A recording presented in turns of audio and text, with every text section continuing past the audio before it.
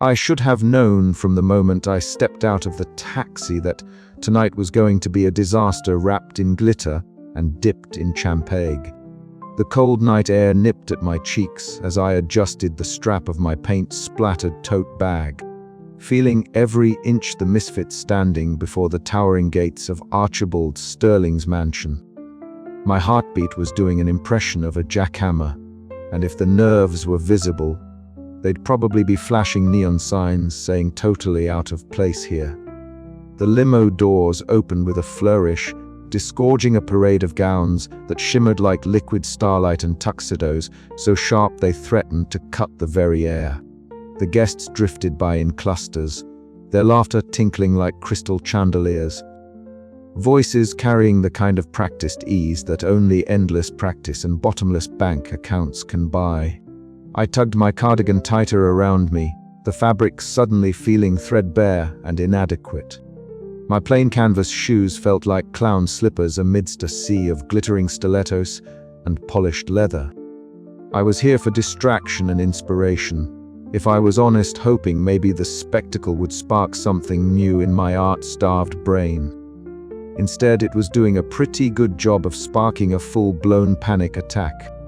As I hesitated near the velvet ropes, trying to decide whether to make a discreet exit or just disappear into the shrubbery, a tall man in a sleek black suit approached. He looked me up and down with a calculating glance, then without a word handed me a small, black walkie-talkie clipped to his lapel. "Your security, right?" he said, his voice low and matter-of-fact. I blinked, the device cold and heavy in my hand.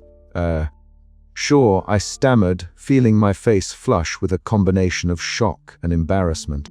He nodded once, a smile tugging at the corner of his mouth, as if this was all perfectly normal. Good. We could use an extra pair of eyes tonight. Before I could protest, he melted back into the crowd, leaving me clutching the walkie-talkie like it was a ticking bomb. The absurdity of the situation hit me in waves, me, Ellie Harper, broke art student and professional klutz, suddenly deputized as security at the richest man's gala in the city.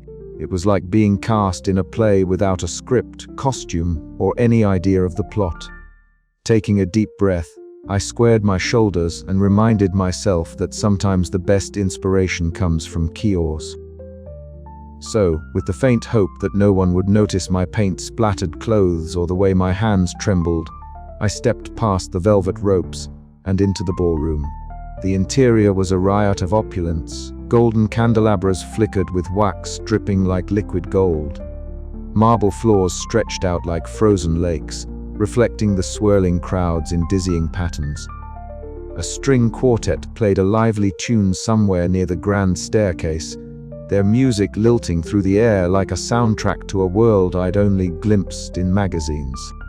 I tried to look alert, standing by a massive pillar as if I had any idea what I was supposed to be watching for. My foot caught on a velvet rope, and I stumbled forward, catching myself just in time. A few heads turned. I offered a sheepish smile that probably read more like a grimace. "You okay there?" whispered a voice behind me. I spun to see a woman draped in emerald silk and dripping with pearls. Her sharp eyes sparkled with amusement. "First time at one of these, isn't it?" "You could say that," I admitted, tucking a stray strand of hair behind my ear. She laughed, a warm, melodic sound. "I'm Penelope Wexley. Don't worry, darling. Everyone's pretending to know what they're doing here. Just keep your eyes open and your smile ready." Her flamboyant confidence was a balm to my nerves, and for a moment, I dared to think I might survive this night. But as I clutched the walkie-talkie, its crackle and hiss reminding me of the role I'd been thrust into, I knew this was only the beginning of a very strange evening. Just then, the head of security, a stocky man with a stern face and eyes that missed nothing, strode past. He glanced at me, a flicker of suspicion crossing his features before he moved on. I swallowed hard. If he found out I wasn't supposed to be here, the embarrassment alone might be enough to send me running. But I wasn't going anywhere. Not yet. Tonight I was security. Whether I liked it or not, and if this night was going to be a disaster, well, at least it would be a memorable one. I stood awkwardly near a marble pillar, the cold smoothness pressing against my back as if it were a lifeline. My hands, clammy and jittery, fumbled around an invisible walkie-talkie, fingers twitching nervously as I tried to embody the role I'd never auditioned for. The chandelier above was an elaborate beast of crystal and light, scattering rainbows across the polished floor like a kaleidoscope gone rogue. Somewhere in the distance, a violinist plucked a note that hung in the air like an unanswered question, and the hum of genteel chatter buzzed around me, an ambient reminder that I was a fish gulping air in a pond far too posh for my liking. The first rule of blending in, I thought, was to look confident. The second was to not trip over your own feet. I was failing spectacularly at both. A waiter swept past, balancing a tray of champagne flutes that shimmered like liquid gemstones. I tried to look like I belonged, standing tall and scanning the crowd as if I were actually paid to keep an eye on things. My gaze landed on a pair of guests performing what could only be described as an elaborate greeting ritual, a dizzying dance of bows, curtsies, and compliments so over the top they could have been scripted by a satirist.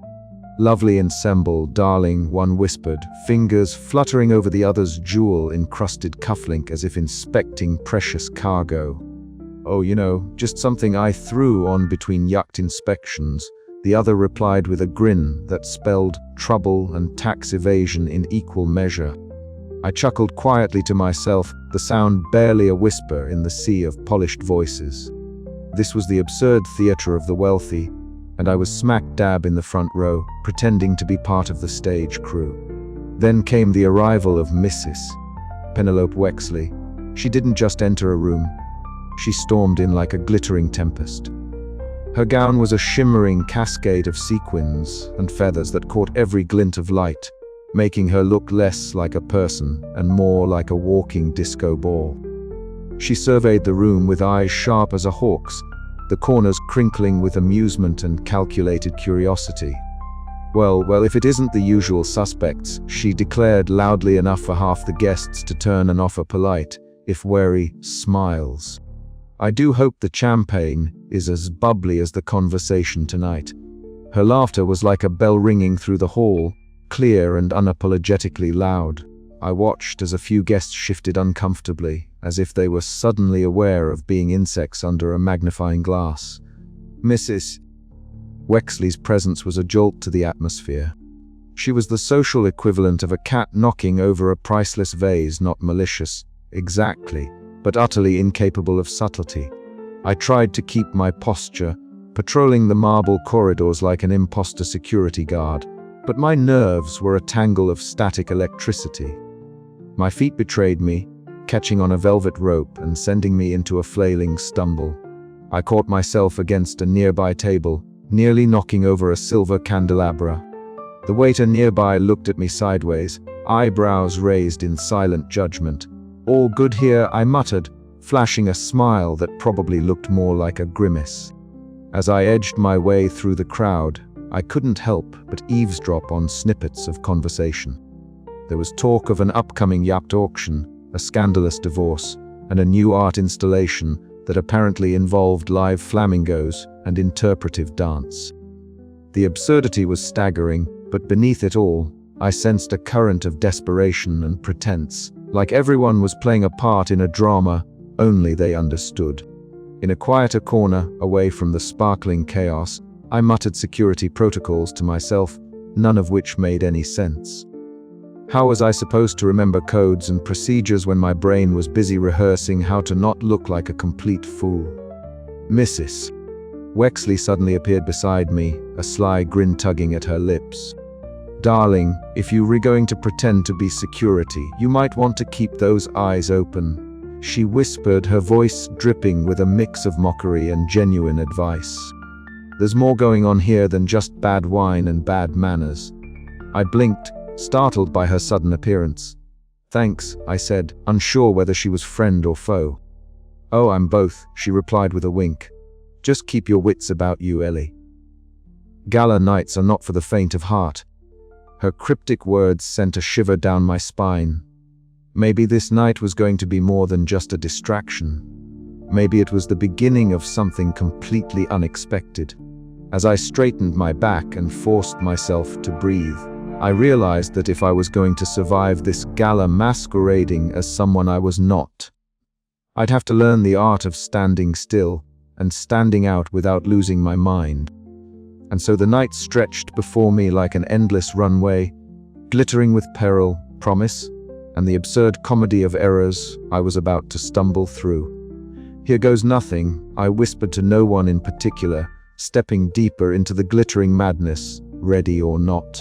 The moment I spotted Jasper Quinn, the head of security, my heartbeat did a sort of tap dance that was entirely out of sync with the polished waltz of the gala around me. He was a stocky man with a face carved from granite, eyes sharp enough to slice through the smoke and mirrors of this glittering madhouse. As I stood near the grand staircase, clutching an ill-fitting earpiece that had an unfortunate habit of slipping from my ear, I tried to steady myself.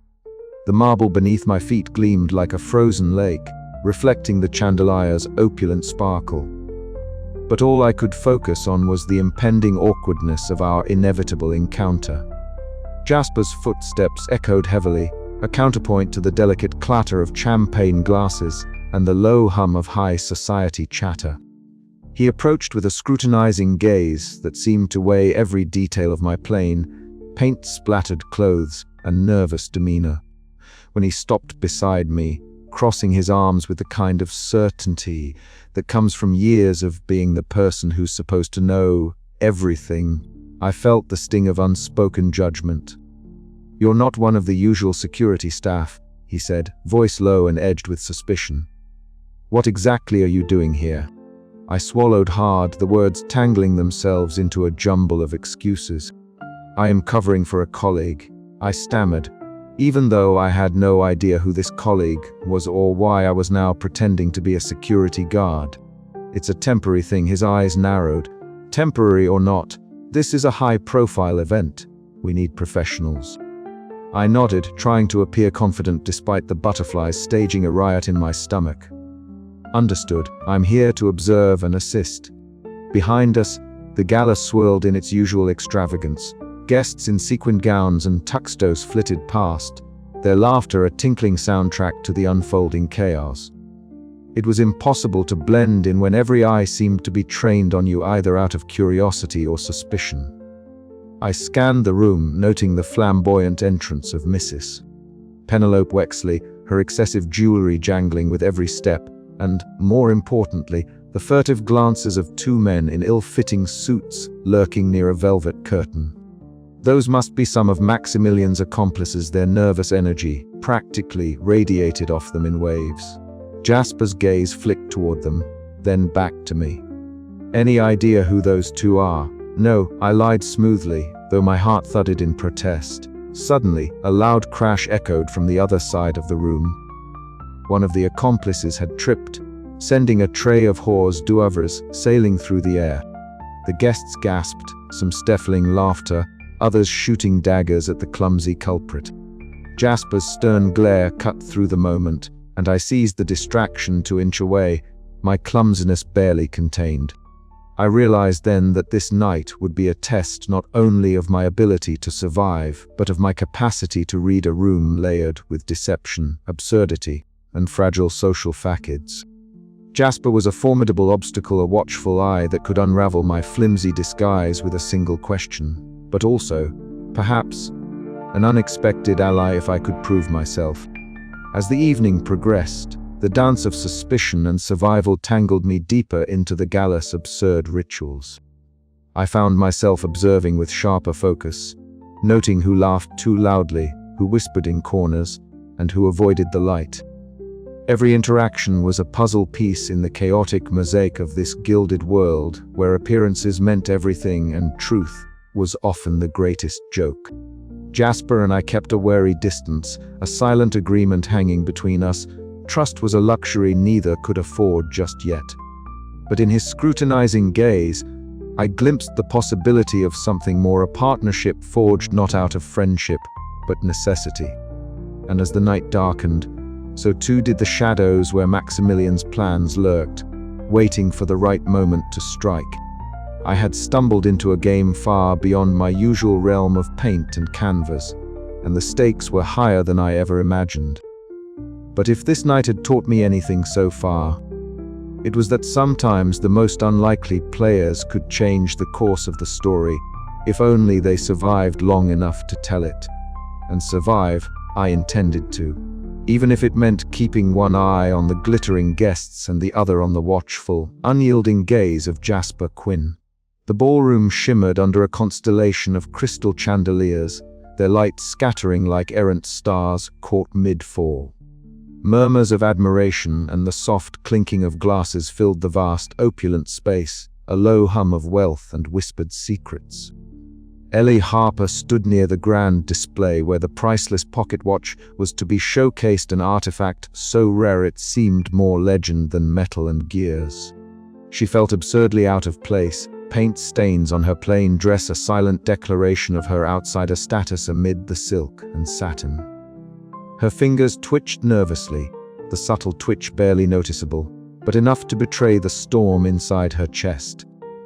She had barely gotten the hang of pretending to be part of the security detail, her eyes darting suspiciously at the guests, the kind who seemed to glide effortlessly through the evening's ritualized absurdities.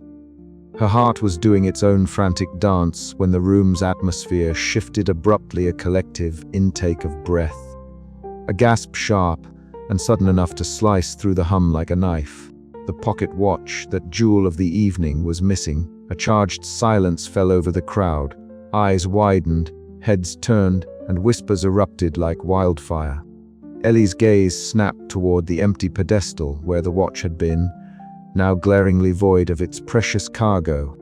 The chaos that followed was immediate and deafening, accusations flung like confetti, frantic questions shouted over the growing din, and the unmistakable rise of panic in well-coiffed voices. A stream of footsteps approached, purposeful and brisk. Ellie's stomach lurched as she saw Jasper Quinn, the head of security, his face pinched with suspicion. His eyes, sharp and unyielding, locked on her with a weight that felt like a vise. "Miss Harper," he began, voice low but edged with steel, "what exactly are you doing here?" Ellie's mouth parted to answer, but no words emerged. Her mind scrambled for a plausible excuse, any thread of truth to cling to. She was supposed to be invisible, unnoticed, not a suspect. Yet here she was, standing too close to the scene of the crime, her nervous energy painting a target on her back. Before she could respond, Mrs. Penelope Wexley swept in, a swirl of extravagant fabric and glittering gems. Her sharp eyes flicked from Ellie to the empty display and back again, a smile tugging at the corner of her lips. "Oh, darling," she purred, voice dripping with theatrical concern. "This is simply delicious!" A mystery at the Sterling Gala. And who better to get caught up in it than our very own new security guard? The crowd's energy shifted again, now tinged with the thrill of scandal. Ellie felt the weight of their gazes, the prickling heat of suspicion crawling up her neck. Her heart pounded louder, drowning out the murmurs, the accusations, the mounting tension. Somewhere in the back of her mind, a small, stubborn voice whispered, "This is far worse than you imagined." She tried to steady her breathing, reminding herself that panic was a luxury she could ill afford. The real thief was still out there, somewhere in the glittering maze of corridors and whispered lies. And somewhere beneath the chaos, Ellie needed to find a way to survive, to clear her name, and perhaps, just maybe, to catch the culprit before the night unraveled completely. With a clumsy step forward, she raised her hands in a gesture of peace, trying to inject humor into the tense moment. "Well," she said, voice cracking slightly but laced with self-deprecating charm, "looks like I'm not just blending in anymore." The room seemed to hold its breath, the night's farce just beginning to unfold in earnest. Ellie's accidental plunge into the world of high society crime was no longer a possibility, it was her new reality. And somehow she had to find a way to turn the chaos into her canvas. As murmurs turned into pointed questions and whispered suspicions, Ellie's eyes scanned the room, spotting Maximilian Crane in the crowd, his sly smile never quite reaching his calculating eyes. Somewhere beneath that polished surface was the thief, the puppeteer of this glitzy disaster. And Ellie, the unlikely security guard, was about to find herself tangled in a web far more complicated than she'd ever drawn. The first slip had been made. The game was underway, and for Ellie there was no turning back now. The sudden disappearance of the watch had shattered the gallus polished veneer, and Ellie felt the weight of every accusing glance. It was as if the air itself had thickened, buzzing with tension and the unspoken question, who could be trusted? Jasper's interrogation was relentless but not unkind, his concern for the billionaire's prized possession evident beneath the suspicion. Ellie's awkward attempts to explain only seemed to deepen the fog of doubt around her. Every trip, every stammer, every nervous glance was a nail in the coffin of her innocence. Meanwhile, Mrs. Wexley flitted around the room like a social vulture, her sharp tongue and sharper eyes peeling back layers of gossip and hidden motives. Her flamboyant presence was both a curse and a blessing, stirring trouble, but also offering Ellie unexpected clues and a sliver of hope. As Ellie navigated the swirling chaos, her mind raced every detail a potential hint, every slip a chance to redeem herself or sink deeper into suspicion. The night was far from over, and the first slip was but the opening act in a comedy of errors that would test her wit, courage, and very identity. The moment the priceless pocket watch vanished, slipped from its velvet-lined case like a shadow fleeing daylight, the gala erupted into a symphony of gasps, whispers, and the sharp clatter of fine crystal tumbling to the floor. Ellie Harper, still clumsy and awkward in her ill-fitting guise as a security guard, found herself thrust into the center of an unfolding farce that felt equal parts absurd and urgent. Her first instinct was to chase. It might not have been the smartest choice, but it was the only one her panicked mind could summon. With the elegance of a newborn giraffe on roller skates, Ellie lunged forward, her foot catching on the hem of a silk tablecloth. The sudden tug sent a towering champagne pyramid wobbling like a ship in a storm. One by one, the flutes cascaded down in a crystalline avalanche, shattering with a sound that seemed to punctuate the room's collective gasp. "Oh dear," Ellie muttered under her breath, cheeks flushing a shade that clashed disastrously with her paint-stained shirt. She scrambled to her feet, eyes darting toward the retreating figure of the thief, or more accurately, the thief's shadow darting through the crowd. The guests, a peculiar mix of glitterati and social climbers, seemed momentarily frozen, their polished veneers cracked by the chaos. Lady Wexley, a vision of flamboyance in a gown festooned with sequins and jewels that caught the chandelier's light like a disco ball, let out a sharp, amused laugh. "My stars, dear Ellie," she called out, her voice dripping with a mixture of mockery and genuine interest. "You do bring a certain vivacity to security work." Ellie wasn't sure whether to be insulted or grateful for the unexpected ally. With Mrs. Wexley's distracted attention momentarily diverted from the champagne carnage, Ellie used the brief pause to scan the room. The thief's accomplices, a trio of twitchy men in tuxedos that looked a size too large, were slipping through the crowd like shadows, their nervous glances betraying their amateurish nerves. Determined, Ellie pushed forward, narrowly avoiding a collision with a silver-haired gentleman whose monocle nearly flew off in surprise. The mansion's ornate corridors became a gauntlet of hazards. Priceless paintings watched impassively as Ellie tripped over a Persian rug, sending a porcelain vase teetering perilously before settling safely on the floor. Behind her, the hurried footsteps of the accomplices grew closer, punctuated by whispered curses and the occasional clatter of dropped objects. Ellie's heart hammered in her chest, a chaotic rhythm that matched the slapstick unfolding around her. Mrs. Wexley, not one to be left out of the fun, glided after Ellie with an exaggerated grace, occasionally tossing pointed comments that only added to the confusion. "Careful, dear!" "The chandeliers are not part of the obstacle course," she quipped, eliciting a nervous smile from Ellie despite herself. The chase wove through the mansion's labyrinthine halls, each turn a new misadventure. In the narrow corridor lined with abstract art and expensive sculptures, Ellie's foot caught on a loose tile. She flailed wildly, arms windmilling in a desperate attempt to regain balance, before crashing into a statue that emitted a hollow, ominous thud. "Watch the art!" A voice hissed nearby. Jasper Quinn, the head of security, appeared from the shadows, his stern face a mask of concern and disbelief. "Ellie, this isn't a playground." "I'm trying!" Ellie panted, scrambling to her feet and clutching at a nearby tapestry for support. Jasper's lips twitched, betraying a hint of reluctant amusement. "Keep moving." Pressing on, Ellie's breath came in short gasps as she rounded the final corner into the mansion's ornate library.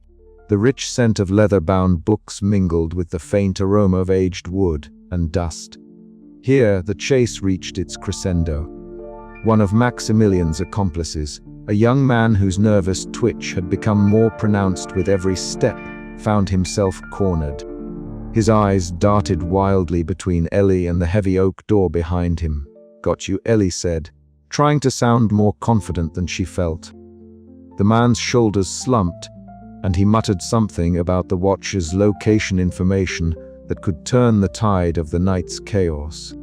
As Ellie caught her breath, Mrs. Wexley swept in behind her, a triumphant gleam in her eye. "Well, that was most entertaining," she declared, "and rather informative, too." Despite the bruises to her pride and the paint-splattered state of her clothes, Ellie felt a flicker of hope. Perhaps this madcap night wasn't just a disaster waiting to happen. Perhaps, amid the chaos and clumsiness, she was beginning to find her footing. And if she could survive this, maybe, just maybe, she could survive anything. But the night was far from over, and the shadows still held secrets waiting to be uncovered. With a renewed sense of purpose, Ellie tightened her grip on the stolen watch's trail, ready to chase down the next twist in this improbable adventure. The hallway was quieter than the rest of the mansion, but not silent. Somewhere nearby, a jazz trio was tinkling away, their music floating faintly through the heavy oak doors and mingling with the distant murmur of glamorous guests and the soft clatter of champagne flutes. I found myself pressed awkwardly against a polished paneled wall, trying to look like I belonged there, which, given my paint-spattered clothes and the way my heart hammered against my ribs, was a rather ambitious goal. Jasper Quinn stood before me, arms crossed, his stocky frame blocking the light, so that my nervous eyes found it harder to meet his stern gaze. "You're not security," he said flatly, "so why are you wandering around with a walkie-talkie?" I bit my lip, palms sweating. "I am covering for someone," I stammered, hoping that sounded plausible enough. "Security's short-staffed, and I was asked to help out," he snorted. "Who asked you?" "No one," I admitted, shrinking a little. I was mistaken for security when I arrived. I didn't want to make a scene, so I just went along with it. The words felt ridiculous even as I said them. "Who does that?" Jasper's sharp eyes studied me for a long moment, then he sighed. "All right, Harper," he said, giving me the full name he must have overheard somewhere. "If you were going to play security, you might as well do it properly." I blinked. "You mean, like, train me?" He grinned a quick, fleeting thing and shook his head. "No, I mean we work together. I'm the head of security. Whatever you are. But we both want the same thing, to catch the thief who just stole a priceless pocket watch out from under everyone's noses." That stopped me cold. The stolen watch, the whole reason the night was unraveling faster than I could keep up with. "Catch the thief," I repeated, my voice barely above a whisper. "Exactly," Jasper said, stepping aside to let me pass. "Come on, we got a lot of ground to cover." As we moved through the mansion, I couldn't help but notice the absurdity of it all. Here we were, two people from completely different worlds, the polished, professional security head and the clumsy, paint-splattered art student teaming up to navigate the tangled web of high society's glittering chaos. We settled near a grand piano in the lounge, the soft glow of crystal chandeliers bouncing off the polished wood. Whispering, we mapped out the guests and staff, noting suspicious behavior and potential hiding spots. Jasper's experience brought a methodical edge to the plan, while I contributed my knack for observation and quick thinking, spotting details he might overlook. Our whispered conversation was abruptly interrupted by an exuberant clatter. Mrs. Penelope Wexley burst into the room, her extravagant gown swishing noisily and her jewel-encrusted necklace clinking with each step. "Darling, I simply must share," she declared, eyes sparkling with mischief. I overheard the most scandalous tidbit near the bar. Jasper raised an eyebrow, unimpressed, but I leaned in eagerly. Mrs. Wexley's knack for gossip was legendary, and tonight it might just be our secret weapon. "Apparently," she whispered, lowering her voice to a dramatic hush, "one of Maximilian's so-called allies has been acting rather nervously, twitching and avoiding everyone. Almost as if they're re-hiding something." She paused, her gaze flicking between us. "Might be worth a look, don't you think?" I exchanged a glance with Jasper, who nodded slowly. "Good catch, Mrs. Wexley, thank you." Together, the three of us began weaving through the crowd, dodging oblivious guests and clumsy accomplices alike. One such accomplice nearly collided with us, his flustered apologies barely audible over the gala's buzz. Jasper's sharp eyes caught every detail, while I stumbled through the dance of dodging and weaving, my nerves tingling with a mix of excitement and dread. Despite our differences, the strange alliance was working. Jasper's steady presence calmed my panicked mind, and my impulsive instincts kept us one step ahead of the chaos. The mansion's gilded walls echoed with laughter and music, but beneath the surface, a game of cat and mouse was unfolding, and I was right in the thick of it. "You're not bad at this," Jasper said quietly as we ducked behind a velvet curtain to avoid a passing waiter laden with champagne. "Neither are you," I shot back, managing a crooked smile. "For a guy who thinks I don't belong here, you're pretty good at improvising." He cracked a genuine smile, the kind that reached his eyes and softened his stern features. "Guess we're both full of surprises." As the night stretched on, our unlikely partnership grew stronger, bonded not just by the shared goal of catching a thief, but by the growing respect and understanding of each other's worlds. And in that sparkling, absurd gala, with all its social games and hidden agendas, I finally felt like I wasn't just an outsider stumbling through a farce. I was part of the story, messy, clumsy, and all. But the night was far from over. Somewhere between the laughter and the lurking shadows, Maximilian Crane was still out there, and catching him would require every ounce of our combined wit and courage. The chase was on, and I was ready to play my part, awkward missteps, sharp observations, and all. "Ready for the next move?" Jasper asked, his voice low but determined. I nodded, heart pounding with a strange new confidence. "Let's catch a thief." With that, we slipped back into the swirling chaos of the gala, two unlikely allies bound by an even unlikelier mission, the night unfolding like a twisted canvas waiting to be painted with our tale. And just as the mansion's clock chimed midnight, I realized that sometimes the best art isn't on a canvas, it's the story you live. The grand chandelier cast a fractured glow across the polished marble floor, its many crystals scattering light like 1,000 tiny stars caught in a glassy net. Ellie crouched behind a velvet-draped side table, the fabric's rich burgundy brushing against her paint-speckled jeans. Her breath caught in her throat as the muffled voices of two men drifted just beyond the heavy curtain. They were speaking in hurried whispers, their words tangled with nervous laughter and false bravado. "You told him to wait by the east wing, right?" one muttered, fingers nervously fiddling with the silver cufflinks that gleamed beneath the chandelier's light. Yes, but what if the boss finds out?" the other replied, voice cracking ever so slightly. Ellie's heart hammered. These weren't just random guests. They were part of something bigger, a network she was only beginning to grasp. She jotted a few notes in her tattered sketchbook, the pen scratching quietly against the page. Each detail was a thread she could pull, a clue in the tangled web that Maximilian Crane had woven around this glittering fortress of wealth.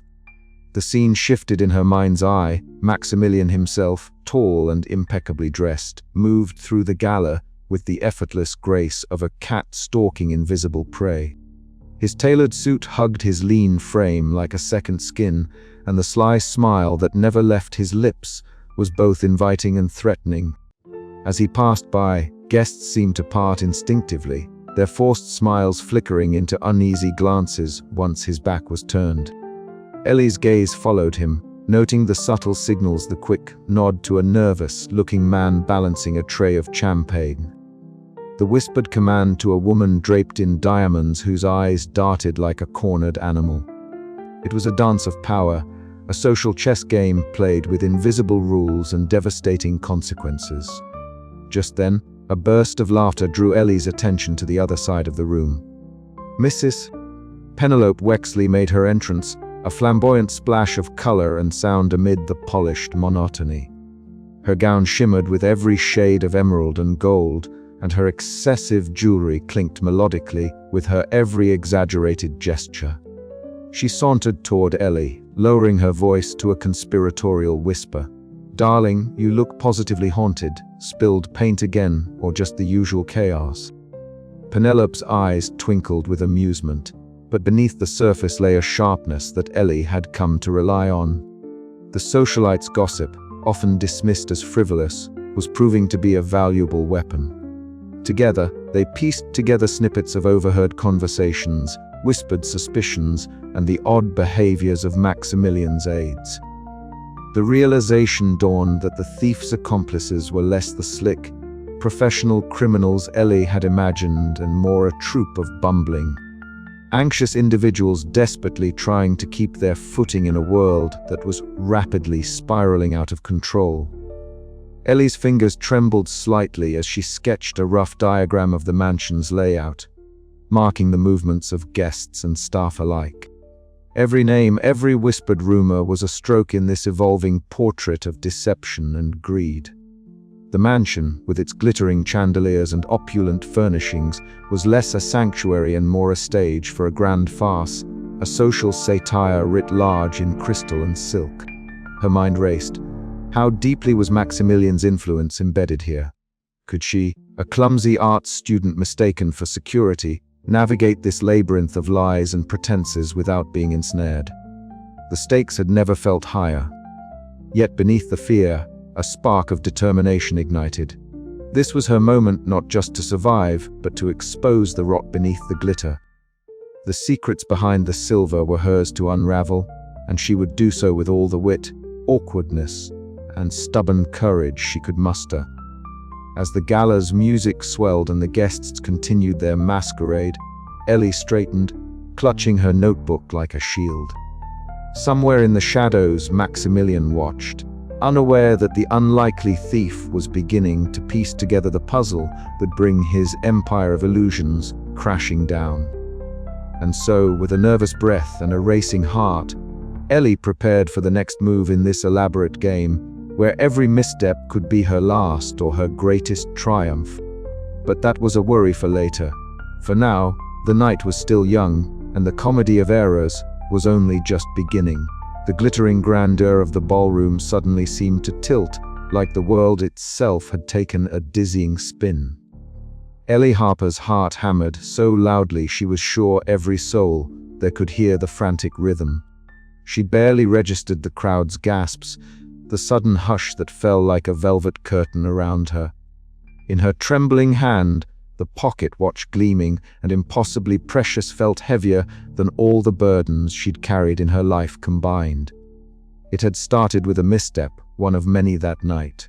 A misplaced foot, a startled glance, and suddenly Ellie found herself face to face with Maximilian Crane. The man was impossibly smooth, his tailored suit a perfect armor of arrogance and charm. His sly smile was the kind that promised trouble in a silver platter, and trouble was exactly what Ellie now clutched tightly. "Give it back," Maximilian hissed, his voice low but sharp enough to slice through the murmurs swirling around them. his eyes, sharp as a hawk's, locked onto hers with a dangerous intensity. Ellie's mind raced. Seconds stretched into eternity as the chaotic noise of the gala faded into a distant hum. The watch sparkled in her palm, mocking her with its glittering taunt. Without thinking, she yanked it from his grasp, the sharp clink of metal punctuating the charged silence. What the Maximilian's surprise flickered, quickly replaced by a venomous glare. Around them, the room erupted into whispers and curious glances, suspicion weaving its way through the crowd like a sinister thread. "Security? Someone get security!" A voice called out, and suddenly all eyes were on Ellie the plain, paint-splattered art student who had somehow become the center of this glittering storm. Panic, that old unwelcome friend, surged through her veins. She bolted, her footsteps echoing wildly against the marble floors, the pocket watch clenched so tightly it seemed to burn her skin. Behind her, the bumbling accomplices of Maximilian stumbled in chaotic pursuit, their crashes and whispers creating a slapstick symphony of disorder. "Stop her!" Maximilian's voice cut through the mayhem, sharp and commanding. Ellie's breath came in ragged bursts as she darted through ornate corridors, her eyes wide and desperate. The opulence of the mansion blurred into a dizzying kaleidoscope of chandeliers, gilded frames and expensive carpets, none of it hers, none of it familiar. She skidded to a halt near the grand staircase, only to find Jasper Quinn blocking her path. His stern face was carved from stone, eyes narrowing with a mixture of disbelief and accusation. "Ellie," he said, his voice low and steady, "what the hell are you doing with that?" Words tumbled out of her mouth in a frantic jumble. Explanations and denials tangled together like a poorly painted canvas. She tried to explain how she'd only taken the watch to keep it safe, how the real thief was still out there. But her nervousness made her sound like she was spinning a web of lies. Jasper's skepticism was a wall she struggled to climb. The guests nearby whispered, their eyes flicking between the two of them with growing suspicion. Mrs. Penelope Wexley, ever the flamboyant socialite, hovered nearby, her sharp eyes gleaming with curiosity and amusement. Ellie's clumsiness betrayed her again as she tripped over a loose carpet edge, nearly dropping the watch. The moment was almost laughable, if it weren't so fraught with tension. "You're remaking it worse," Jasper muttered, shaking his head, but there was a flicker of something else in his eyes, perhaps doubt, or a reluctant hint of trust. Maximilian's accomplices, meanwhile, fumbled their way closer, tripping over their own feet and knocking over a decorative vase with a crash that echoed like a gunshot. The chaos was mounting, the night spiraling into absurdity. Ellie's mind whirled. How had she plunged so deep into this madhouse? The watch in her hand was no longer just a trinket. It was a symbol of everything. She was desperately trying to escape suspicion, embarrassment, and the crushing weight of mistaken identity. Yet beneath the panic, a stubborn spark of determination flickered. If she could only find a way to prove her innocence, to turn the tide, perhaps this twisted night would not end in ruin, but in something far more unexpected. The ballroom's glittering lights seemed to dim as Ellie steeled herself for the next move in this bewildering game of cat and mouse. The real thief was still out there, and she had the watch, but at what cost? As the murmurs of the crowd grew louder and the footsteps of her pursuers drew nearer, Ellie Harper realized one undeniable truth. She was in deeper than ever, and the night was far from over. With a breath that tasted of fear and resolve, she darted away from Jasper, the watch tucked safely beneath her arm. The chase resumed slapstick, chaotic, and utterly unpredictable as Ellie plunged headfirst into the heart of the gala's absurd social theater, ready to face whatever mischief awaited. And somewhere in the shadows, Maximilian Crane's cold eyes gleamed with a mix of fury and grudging respect. The game had changed, and so had its unlikely player. But as Ellie disappeared into the swirling crowd, one question lingered in the air like a whispered secret. Could a clumsy art student really outwit a ruthless billionaire? Only the night would tell. The dim glow of the crystal chandeliers cast fractured light across the gallery, where Mrs. Penelope Wexley made her presence known with the subtlety of a brass band in a library. Her extravagant gown rustled softly as she sidled up to Ellie and Jasper, the scent of expensive perfume trailing behind her like a flag. Her eyes sparkled not just from the countless jewels adorning her neck and wrists, but from the thrill of gossip freshly caught and ready to be served. "Darlings, Mrs. Wexley began, her voice a theatrical whisper that somehow carried across the room. "You simply must hear what I've just overheard. It seems our dear Maximilian's little escapade is more tangled than anyone suspected." Ellie exchanged a wary glance with Jasper, who raised an eyebrow but made no move to protest. They had learned that Mrs. Wexley's nosiness, while occasionally exasperating, had an uncanny knack for uncovering truths the more discreet eyes missed. Apparently, Wexley continued, one of those bumbling helpers of his was spotted near the West Wing moments before the watch vanished. Not that anyone noticed at the time, naturally, too busy sipping champagne and pretending to admire the art as usual. Ellie felt a flicker of hope. The West Wing, the very place she'd seen a shadow dart just before the chaos erupted. Could it be the thread that unraveled this entire tangled web? "How reliable is this information?" Jasper asked, his tone skeptical but curious. "Reliable as a cat in a room full of rocking chairs, Mrs. Wexley replied with a dramatic sigh. "But, my dears, it's the kind of tidbit that can turn a dull party into a delightful scandal." The three huddled close, voices dipping even lower. Ellie's fingers absent-mindedly traced the cool metal of the pocket watch hidden beneath her jacket. Every tick seemed amplified in the silence between them. As the night deepened, Ellie felt the weight of the watch grow heavier, not just a stolen trinket now, but a symbol of the precarious position she occupied. She was a security guard by accident, a thief by circumstance, and perhaps, if luck held, the only person who could piece together the night's puzzle. Meanwhile, across the grand ballroom, Maximilian Crane moved like a shadow wrapped in silk. His sharp eyes missed nothing, and the faint glint of the pocket watch's chain beneath his cuff was a silent taunt.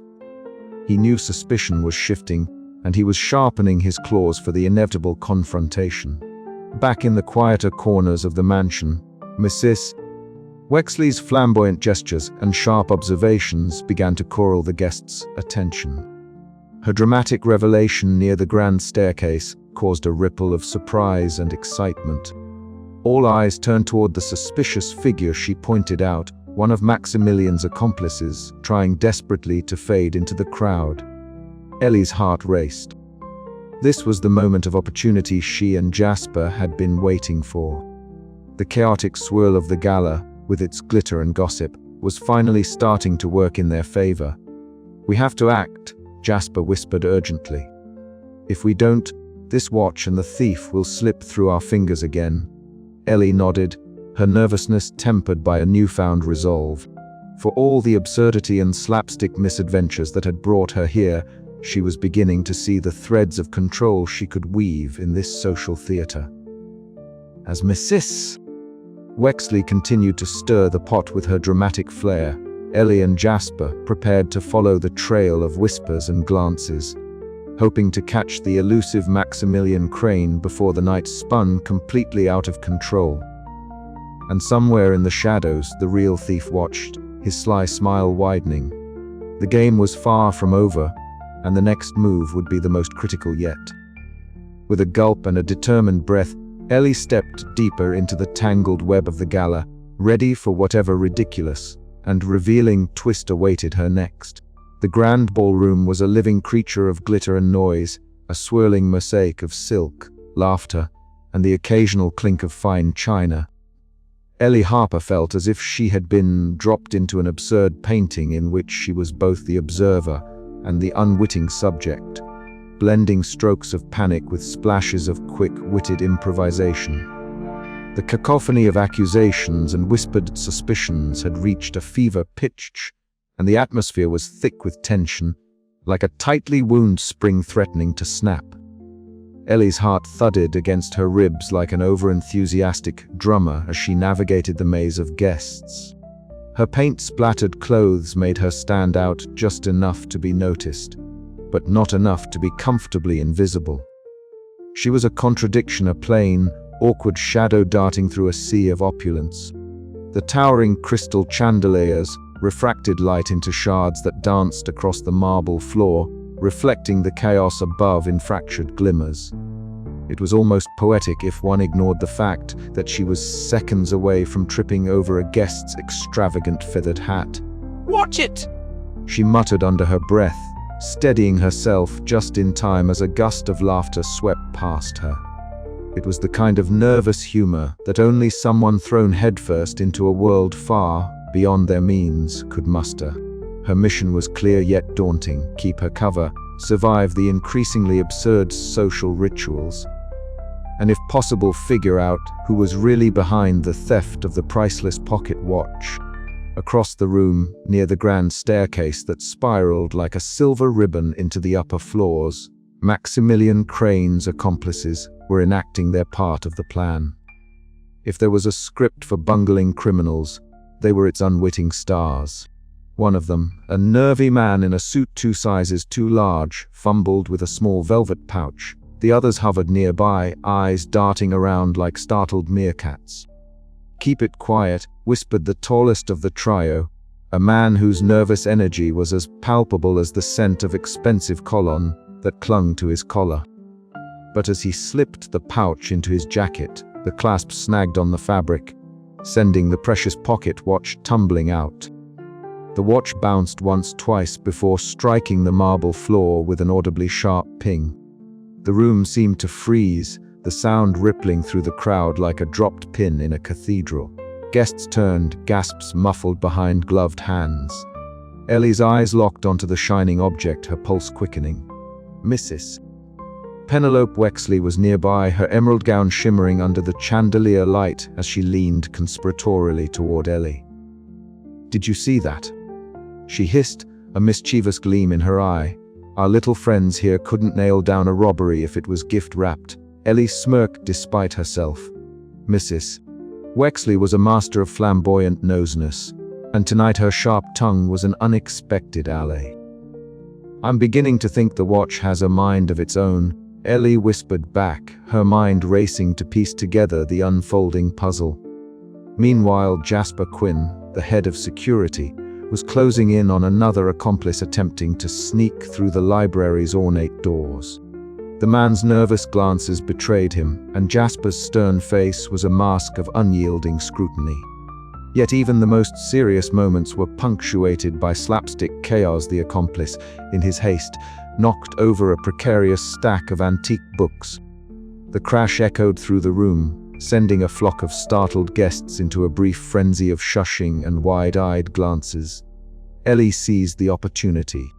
As attention diverted, she slipped through the crowd, her quick thinking allowing her to evade suspicion and inch closer to the heart of the mystery. The tangled webs of lies, misunderstandings, and social posturing began to unravel in her wake. "It's all a game," she muttered to herself, dodging a waiter balancing a tower of champagne glasses. "And I'm learning the rules. But in this game, every misstep could be fatal, or at least socially disastrous." As the night deepened, the boundaries between friend and foe blurred, and Ellie realized that survival depended as much on wit as on luck. The ballroom was no longer just a stage for the wealthy to flaunt their excess. It was a battleground of identities, secrets, and slapstick misadventures. And Ellie, with her awkward grace and quick mind, was becoming an unlikely player in a farcical drama that was only just beginning to unfold. The question remained, could she keep her footing on this slippery dance floor without falling headlong into disgrace or worse? As the accomplices continued their clumsy sabotage, Ellie felt a flicker of hope. The chaos they wrought was her chance, if she could only seize it before the night spun completely out of control. And so, with a breath caught somewhere between panic and determination, Ellie moved forward, ready to weave through the tangled webs that held the night's secrets. The game was afoot, and the players were all too human, too flawed, and gloriously prone to error. With one last glance at the glittering chaos around her, Ellie whispered, "Let's see who really gets caught in the end."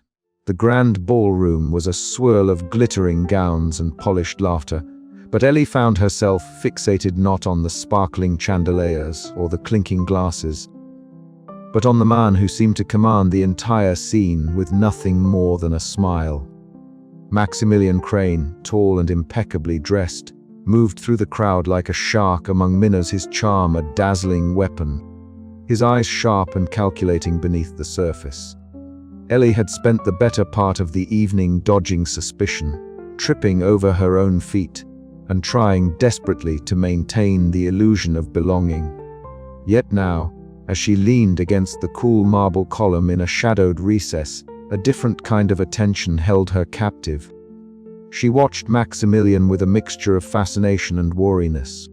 His smile was flawless, his gestures practiced and smooth, but every so often, a flicker crossed his eyes, a momentary crack in the mask he wore so well. The cacophony of the gala faded into the background as she noticed the subtle signs, the brief tightening of his jaw, the almost imperceptible glance to the side when he thought no one was watching, the way his laughter never quite reached his eyes. Ellie's artist's eye caught what others missed, the vulnerability hidden beneath the veneer of wealth and power. Gathering courage, Ellie edged closer as Maximilian slipped away from the crowd, retreating to a quieter corner near the library. There she overheard a fragment of conversation that surprised her. It was hushed and hurried, spoken to one of his less competent accomplices, a man who seemed more anxious than devious. "If this empire cracks, it's all over," Maximilian muttered, voice low but tense. "No one believes in me the way I do. I have to control every piece, or it all falls apart." For a fleeting moment, the ruthless tycoon was just a man haunted by his own insecurities, desperate to maintain a fragile throne built on shifting sands. Ellie's heart gave a small, unexpected lurch of sympathy, not for the man himself, but for the absurdity of the world he inhabited, where power was a mask for fear. Her reverie was broken by the unmistakable clatter of heels and a familiar voice. Mrs. Penelope Wexley, the flamboyant socialite draped in layers of sparkling jewelry, approached with a knowing smile that suggested she, too, had been piecing together the puzzle. "Ah, Miss Harper," Penelope purred, her eyes twinkling with mischief. "I see you've found the true spectacle behind the glitter. It's quite the performance, isn't it?" Ellie returned a wry smile. "It's less about the show and more about what's hidden backstage." Together, they shared a conspiratorial glance, the beginnings of an alliance forming in the unlikeliest of partnerships. Mrs. Wexley's keen eye for gossip and Ellie's fresh perspective were a potent combination against the polished absurdity of the gala's social theater. But the night was far from over. As Ellie turned to leave, she nearly collided with Jasper Quinn, the head of security, whose skeptical gaze had shadowed her every move. His arms crossed, stance rigid, he looked every bit the man accustomed to control and order in a world that now seemed increasingly chaotic. "You're out of your depth," he said gruffly, though there was a flicker of curiosity beneath his stern facade. "But you might just be the wild card we need." Their uneasy alliance held promise, but was fraught with tension. Ellie knew trust was a luxury she could ill afford. Yet, emboldened by her new insight into Maximilian's fragile mask, she felt a surge of determination. If she could pierce the illusions of wealth and power, perhaps she could turn the tide, expose the true thief, and reclaim her own narrative. The night was a stage, and Ellie was no longer just a clumsy bystander. Behind the mask of comedy and chaos, a game of shadows and truths was unfolding, and she was ready to play. "Let's see how well the mighty really hold their crowns," she whispered to herself, the wry humor never far from her lips, even as her heart pounded with the thrill of the challenge ahead. The ballroom's glittering lights flickered, casting long shadows that danced like secrets waiting to be revealed. Ellie stepped forward into the fray, armed with nothing but quick wit, a paint-splattered dress, and the unshakable conviction that even the grandest masks could crumble under the weight of truth. And so, the unlikely thief prepared for the next Act 1, where the stakes were higher, the comedy darker, and the lines between heroism and folly more blurred than ever before. Would she succeed in unmasking Maximilian Crane, or would the night's chaos consume her first? The answer lay hidden behind the glittering facade, waiting for the right moment to shine. But Ellie was ready. After all, in a world obsessed with appearances, sometimes it took a clumsy outsider to show everyone the cracks beneath the surface. And with that, the game was truly afoot. The art of disguise, Ellie mused bitterly, was less about illusion and more about the desperate clinging to any scrap of advantage you could muster when the world seemed set on tripping you up.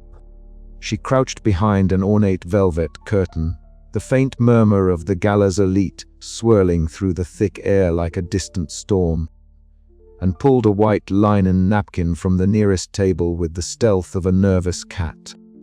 It was hardly the stuff of grand espionage, but in that moment it was her best weapon. Her fingers fumbled, trembling slightly as she fashioned the napkin into a makeshift mask, folding and tucking it awkwardly to cover her lower face. Her paint-splattered blouse and disheveled hair threatened to give her away, but she told herself that the mask at least lent her some mystery. She had caught sight of Maximilian Crane earlier, his sharp eyes scanning the crowd with a predator's grace, and the thought sent a fresh jolt of adrenaline through her. The man was a master of calculated charm, and Ellie was convinced he could spot a fake security guard from a mile away. She knew she had to do more than just hide. She had to create a new persona, however makeshift, to survive this madness. The mansion's labyrinthine corridors stretched out like a maze of opulence and whispered secrets. Ellie slipped out from behind the curtain, her steps tentative but purposeful, only to immediately catch the edge of a gilded vase. The vase wobbled precariously, teetering on the edge of disaster. Time seemed to slow as every eye in the corridor turned toward her. With a gasp, she lunged forward, trying to steady the ornate piece, but it was too late. The vase crashed to the floor in a spectacular explosion of ceramic shards, echoing like a gunshot in the hushed hallway. "Oh, for the love of," Ellie muttered under her breath, cheeks flaming crimson as she scrambled to her feet, bowing her head in an awkward apology to the gathering crowd of glittering guests.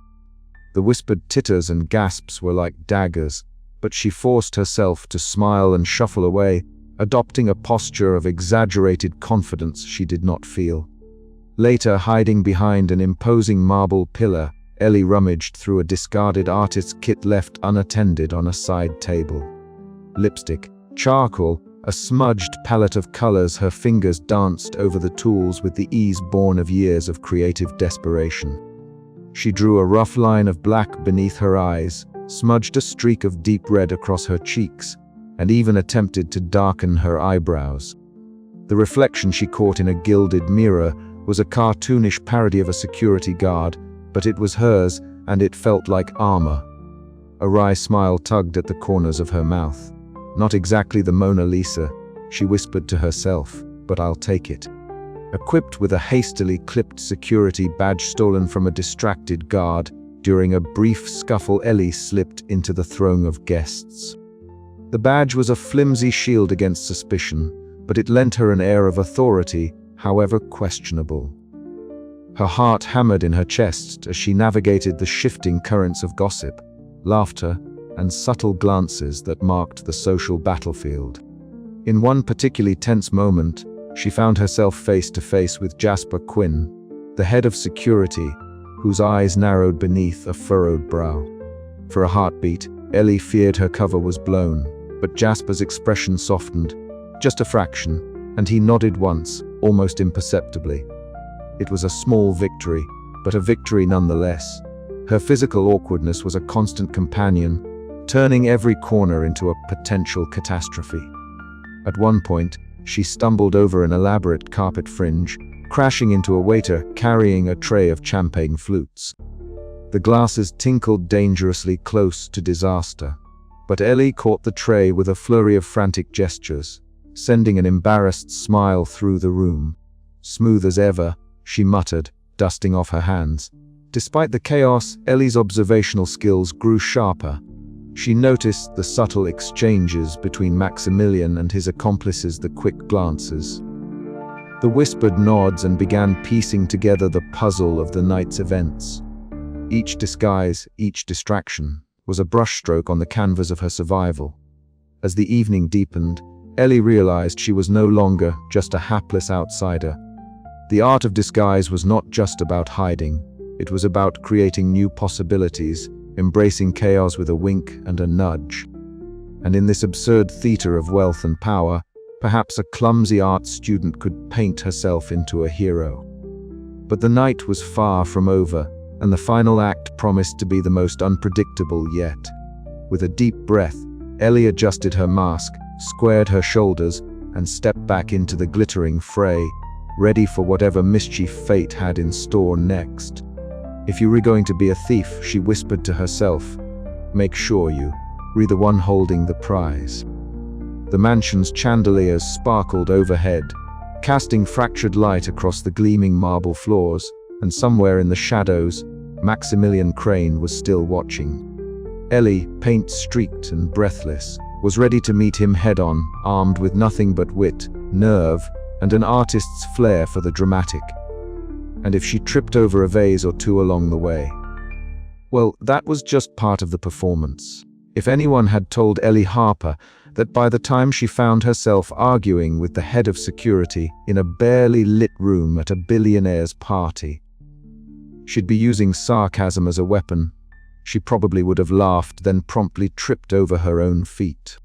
But here she was, standing stiffly opposite Jasper Quinn, whose arms were crossed so tightly it looked like he was trying to hold his skepticism in place. "Look, I get it," Ellie began, voice slightly higher than intended. "You don't trust me. I'm about as convincing as a cat trying to bark, but I'm trying here." Jasper's expression didn't soften. "Trying isn't enough. You were caught near the scene of the theft twice, and now you were back in the thick of it, making things worse." Ellie swallowed a retort. She knew her every move looked like a blunder, but she was also painfully aware that the real thief was out there, growing bolder by the minute. "I'm not making things worse," she insisted, pacing a few nervous steps. "I'm doing what I can. Sometimes that means tripping over a few chairs or talking to myself like a lunatic."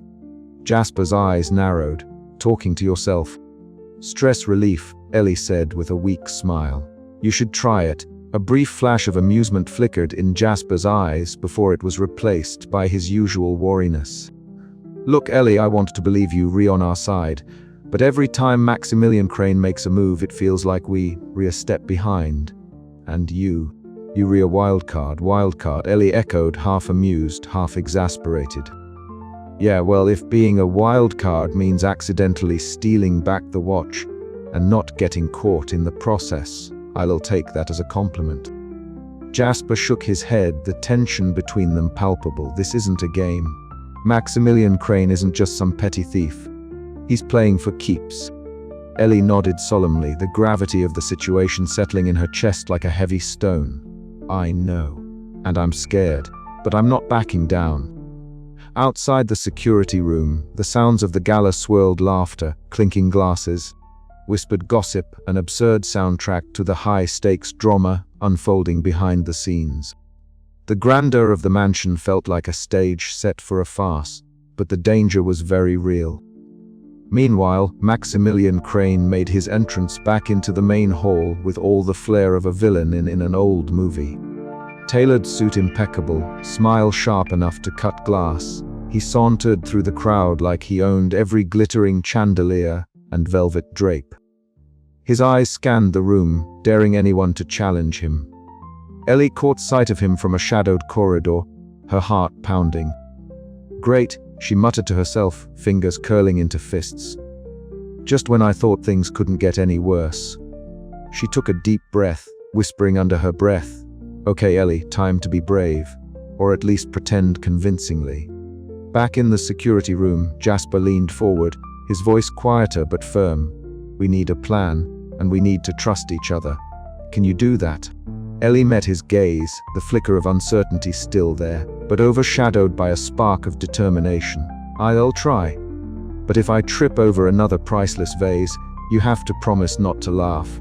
For the first time since the night began, Jasper cracked a small smile. No promises. Their fragile alliance, tested and strained, was all they had against the growing shadow of Maximilian's schemes.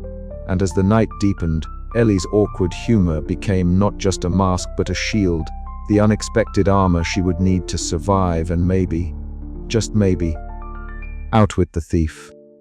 The clock was ticking, and the game was far from over. The grand hall of Mir, Archibald Sterling's mansion, was alive with the usual symphony of clinking champagne glasses, polite laughter, and the soft rustle of extravagant gowns.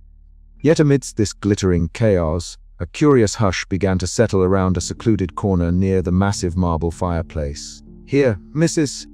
Penelope Wexley held court, her flamboyant emerald silk gown catching the light like a shimmering pool of mischief. Her bracelets jingled softly as she leaned in close to Ellie and Jasper, eyes gleaming with a conspiratorial sparkle that could only mean one thing: gossip of undeniable importance. "Darling Mrs." Wexley began, her voice dropping to a silky whisper that barely rose above the ambient murmur. "You simply must hear what I overheard behind the velvet drapes near the library. It seems our dear Maximilian's little helpers are not as invisible as they believe. One of them was positively blubbering about a certain watch." Ellie's paint-splattered fingers tightened around the edge of her ill-fitting jacket, her nervous eyes darting between Mrs. Wexley's animated face and Jasper's stern expression. The head of security, who usually bore the weight of suspicion with a furrowed brow, now looked momentarily relieved, his gaze sharp and calculating as he absorbed the revelation. "Who was it?" Ellie whispered, her voice a mixture of hope and disbelief. Mrs. Wexley's smile widened, the kind that promised scandal and salvation in equal measure. "A nervous chap named Wilkins, one of Maximilian's rather inept accomplices. He's been mumbling about the watch, fretting that the plan might unravel." The trio exchanged glances. This was the break they needed. For the first time that evening, the tide seemed to turn, the absurd social theater around them sharpening into a more serious game of cat and mouse. Meanwhile, across the room, Maximilian Crane's sharp eyes flickered toward the corner where the trio conspired. His charming smile faltered imperceptibly, the polished veneer cracking under the pressure of impending exposure. He adjusted his cufflinks with a subtle but tense motion, the silken threads of his tailored suit whispering of control slipping through his fingers. Ellie felt a surge of determination buoyed by Mrs. Wexley's audacious meddling. Here was a woman who thrived on drama and intrigue, who wielded gossip like a weapon as deftly as a rapier. Together with Jasper, whose skepticism was now tempered by cautious trust, Ellie began to sketch out a plan that might just unmask the thief and restore her own tarnished reputation. "We have to move carefully," Jasper said, voice low but resolute. "If Wilkins is rattled, we might catch him making a mistake." Mrs. Wexley nodded eagerly. "Leave the socializing to me, darlings. I shall stir the pot just enough to flush out the truth without spilling the soup." As the trio parted ways, Ellie to blend once more into the crowd, Jasper to tighten the security perimeter, and Mrs. Wexley to fan the flames of whispered rumors, the gala's atmosphere shifted subtly. The laughter and chatter now carried a hint of nervous energy, a collective awareness that the evening's sparkling veneer was beginning to crack. Ellie's heart pounded with a mixture of excitement and anxiety. The stakes were higher than ever, but so was her resolve. No longer just a clumsy outsider mistaken for security, she was becoming a player in this absurd and dangerous game. And as the chandeliers glittered overhead, casting prismatic light across the polished floors, the unlikely alliance of artist, security chief, and socialite prepared to turn the tables on a thief who believed himself untouchable. The night was far from over, and the real performance was only just beginning. Ellie's footsteps echoed softly as she slipped through the throng of guests, her nervous eyes scanning faces with newfound purpose.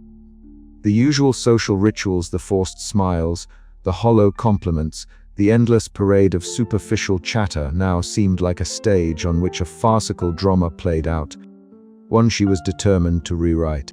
She caught sight of Mrs. Wexley again, who was engaged in animated conversation with a group of elderly ladies, her hands gesturing wildly as she spun tales that seemed to ripple through the crowd like a secret current. Ellie smiled to herself. The socialite's flamboyant interference was exactly the kind of mischief this gala needed. Jasper appeared beside her, his stocky frame casting a protective shadow. "We need to find Wilkins before he can slip away," he muttered, his eyes narrowing as he scanned the edges of the ballroom.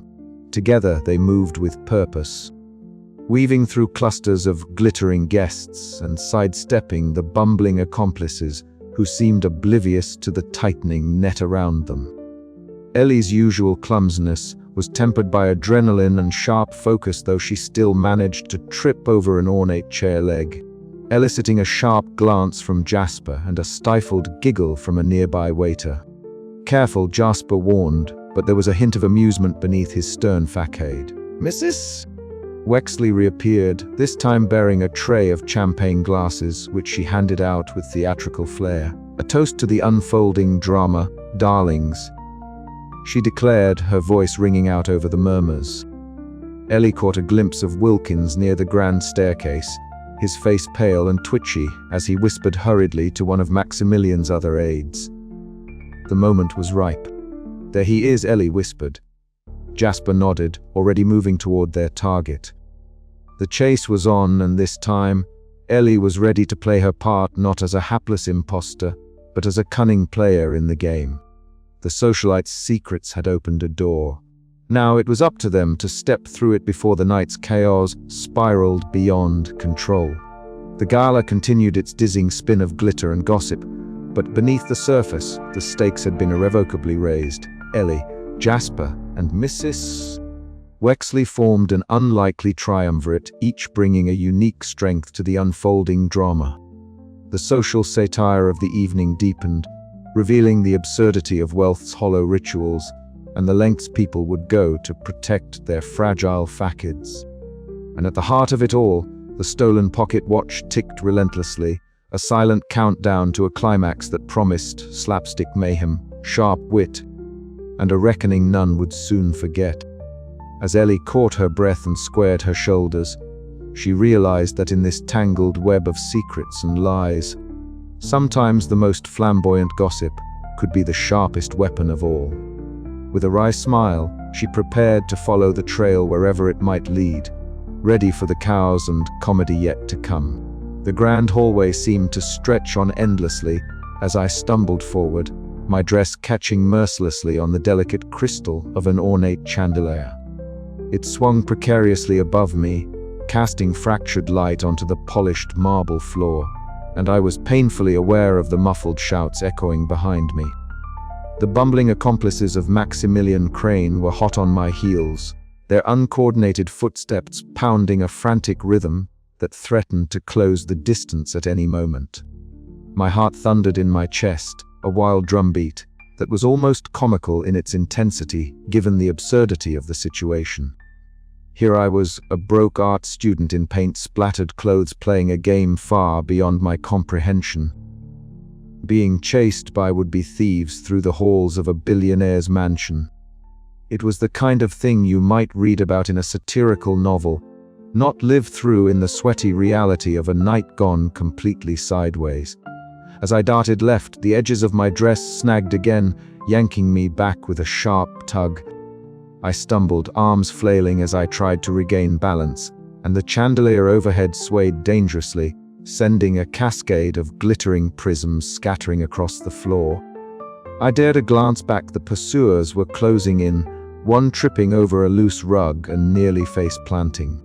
Their frustration was palpable, voices rising in a chaotic chorus of curses and exclamations. Suddenly, a slick patch on the marble caught one of them by surprise. With a spectacular flail, he crashed into an ornate statue perched precariously on a pedestal. The statue wobbled, teetered, and then came crashing down with a resonant crack that seemed to freeze the entire room. Gasps erupted from a gathering of elegantly dressed guests nearby, who turned their heads in shocked unison. The distraction was brief but precious. I seized the moment, pushing myself forward, breath ragged, legs trembling but determined. My footsteps echoed through the cavernous space as I dove behind a heavy velvet curtain, the fabric cool and reassuring against my clammy skin. Heart pounding, I pressed my back against the wall, trying to slow my ragged breathing. Then, through the dim folds of the curtain, I spotted a flicker of movement. A knowing smirk broke across a familiar face. It was Mrs. Penelope Wexley, resplendent in her extravagant gown and dripping with jewels, her ever-present fan flicking languidly in the air. Well, Ellie," she purred, voice dripping with amusement. "Seems you requite the entertainer tonight." I blinked, too breathless to respond properly. Her unexpected presence was like a lifeline thrown in a sea of chaos. "Follow me," she whispered conspiratorially, pulling the curtain aside just enough for me to slip through. "We can't let those offs catch you now, can we?" With Mrs. Wexley's help, I navigated a maze of side corridors and hidden alcoves, the sounds of the chase growing distant but never fully fading. The tension in my muscles was a taut wire, but the absurdity of the night, the flamboyant socialite as an unlikely ally, the bumbling villains tumbling over themselves, kept a nervous smile flickering at the edges of my lips. Our escape led us back to the sprawling ballroom, where the gala's heart still pulsed with oblivious grandeur. Here, the chase reached its crescendo. Chandeliers swayed dangerously above, their crystals tinkling like laughter in the air as guests gasped and scattered in a frenzy of silk and perfume. I found myself cornered, the accomplices closing in with frustrated snarls. But then something extraordinary happened, not because of skill or planning, but pure, accidental clumsiness. I tripped over the hem of a ball gown, sending myself sprawling into a waiter's tray of champagne glasses. The crash was spectacular. Glass shattered, bubbles fizzed, and pursuers slipped on the slick floor, crashing into one another in a domino effect of chaos. Laughter bubbled up from somewhere deep inside me, a release of the tension that had gripped me since the evening began. The line between folly and heroism blurred as my awkwardness became my weapon, my tripping and stammering turning the tide. As the dust settled and the last pursuer scrambled to regain footing, I straightened, paint spattered and disheveled but victorious for now. I caught Mrs. Wexley's eye across the room. Her triumphant grin was the perfect punctuation to a night of absurdity. "Well done, my dear," she called out over the din. "You've turned chaos into art." And perhaps in that moment I had. But the night was far from over. Somewhere in the glittering shadows, Maximilian Crane watched, his sly smile never quite reaching his sharp eyes. This was only the opening act in a comedy of errors far bigger than I had ever imagined. As I caught my breath, I knew one thing for certain: if this was the way the world of billionaires and thieves played out, then I was more ready than ever to stumble my way through the madness. The game was on. "Ellie! Over here!" Mrs. Wexley's voice cut through the swirl of music and laughter. I dashed toward her, the crowd parting like a sea of silk and sequins. She handed me a delicate handkerchief embroidered with her initials, a small but oddly comforting gesture. "You'll need this," she winked, "and perhaps a touch less paint." I laughed, the sound feeling strange and wonderful in the midst of chaos. The absurdity of it all, the stolen watch, the bumbling thieves, the masquerade of status was a canvas more vivid than any I had ever painted. And I was unexpectedly the artist of this peculiar masterpiece. With the night still young and the thief still at large, I steeled myself for whatever slapstick misadventure awaited next. Because if clumsiness could be a weapon, then I was ready to wield it with reckless abandon. After all, in the grand theatre of wealth and folly, Sometimes the unlikely thief is the only hero the story needs. The mansion's grand ballroom stretched before me like a bizarre painting come to life, every inch dripping with opulence, so thick it practically oozed off the gilded walls and crystal chandeliers. The guests flowed through the room in waves, each wave more extravagant than the last, draped in sequins, silk, and the kind of jewelry that would make even the most hardened jewel thief blush. I found myself planted near the sweeping staircase on the far side, a vantage point perfect for people watching, which was rapidly becoming my preferred pastime amid the chaos. I watched as a trio of women swept past, their laughter tinkling like distant bells, perfectly timed and pitched to convey effortless charm. Their smiles were sharp, flashing teeth, more like weapons than expressions of joy. They were the social sharks of this glittering sea, patrolling the waters with practiced poise. I could practically hear the unspoken calculations behind each glance and tilt of the head, alliances formed and broken in the blink of an eye, reputations crafted and destroyed with a single whispered word. It was like watching a bizarre dance where everyone knew the steps except me. I, in my paint-speckled clothes and nervous smile, was the reluctant outsider, the accidental security guard caught in a masquerade I barely understood. From my spot, I noticed Mrs. Penelope Wexley making her entrance, as flamboyant as ever. She swept through the crowd like a peacock in full display, glittering with every step. Her gown shimmered with sequins that caught the light and threw it back in 1,000 directions, while her necklace clinked melodiously with each exaggerated gesture. She spotted me almost immediately, her eyes gleaming with the promise of gossip. "Ellie, darling!" she purred, sidling up with the grace of a cat and the volume of a brass band. "Have you seen the latest scandal? It's simply delicious. The way those two fools tried to outwit each other, it's like a soap opera writ large." She leaned in, lowering her voice to a conspiratorial whisper, though her tone was anything but subtle. "You simply must keep your ears open tonight. There's more than one secret hiding behind these polished smiles." I smiled weakly, nodding as I tried to process the torrent of information. Mrs. Wexley was both a blessing and a curse. Her gossip often led me into trouble, but was also the thread I needed to pull at the tangled web of this society.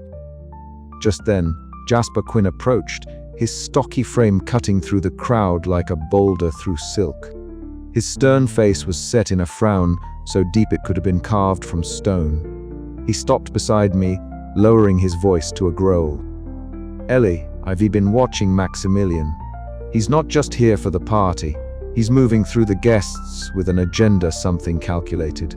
I nodded, grateful for the rare moment of alliance amid the swirling mistrust. "I've noticed. It's like he's playing everyone like pieces on a chessboard. But I think he's underestimated how chaotic this game can get." Jasper cracked a rare, tight-lipped smile. "Then maybe we've got a chance." As we spoke, Maximilian Crane glided through the crowd, the very picture of suave menace.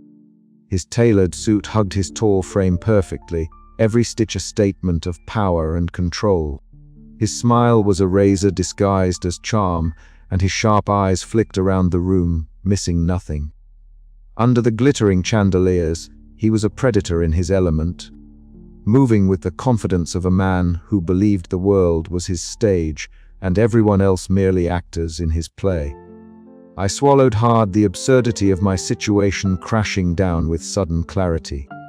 Here I was, a broke art student masquerading as security, standing toe-to-toe with billionaires and thieves, caught in a farce that was somehow more real than anything I'd ever painted. But beneath the slapstick mishaps and mistaken identities lay something raw and honest, the desperate human need to be seen, to belong, to matter.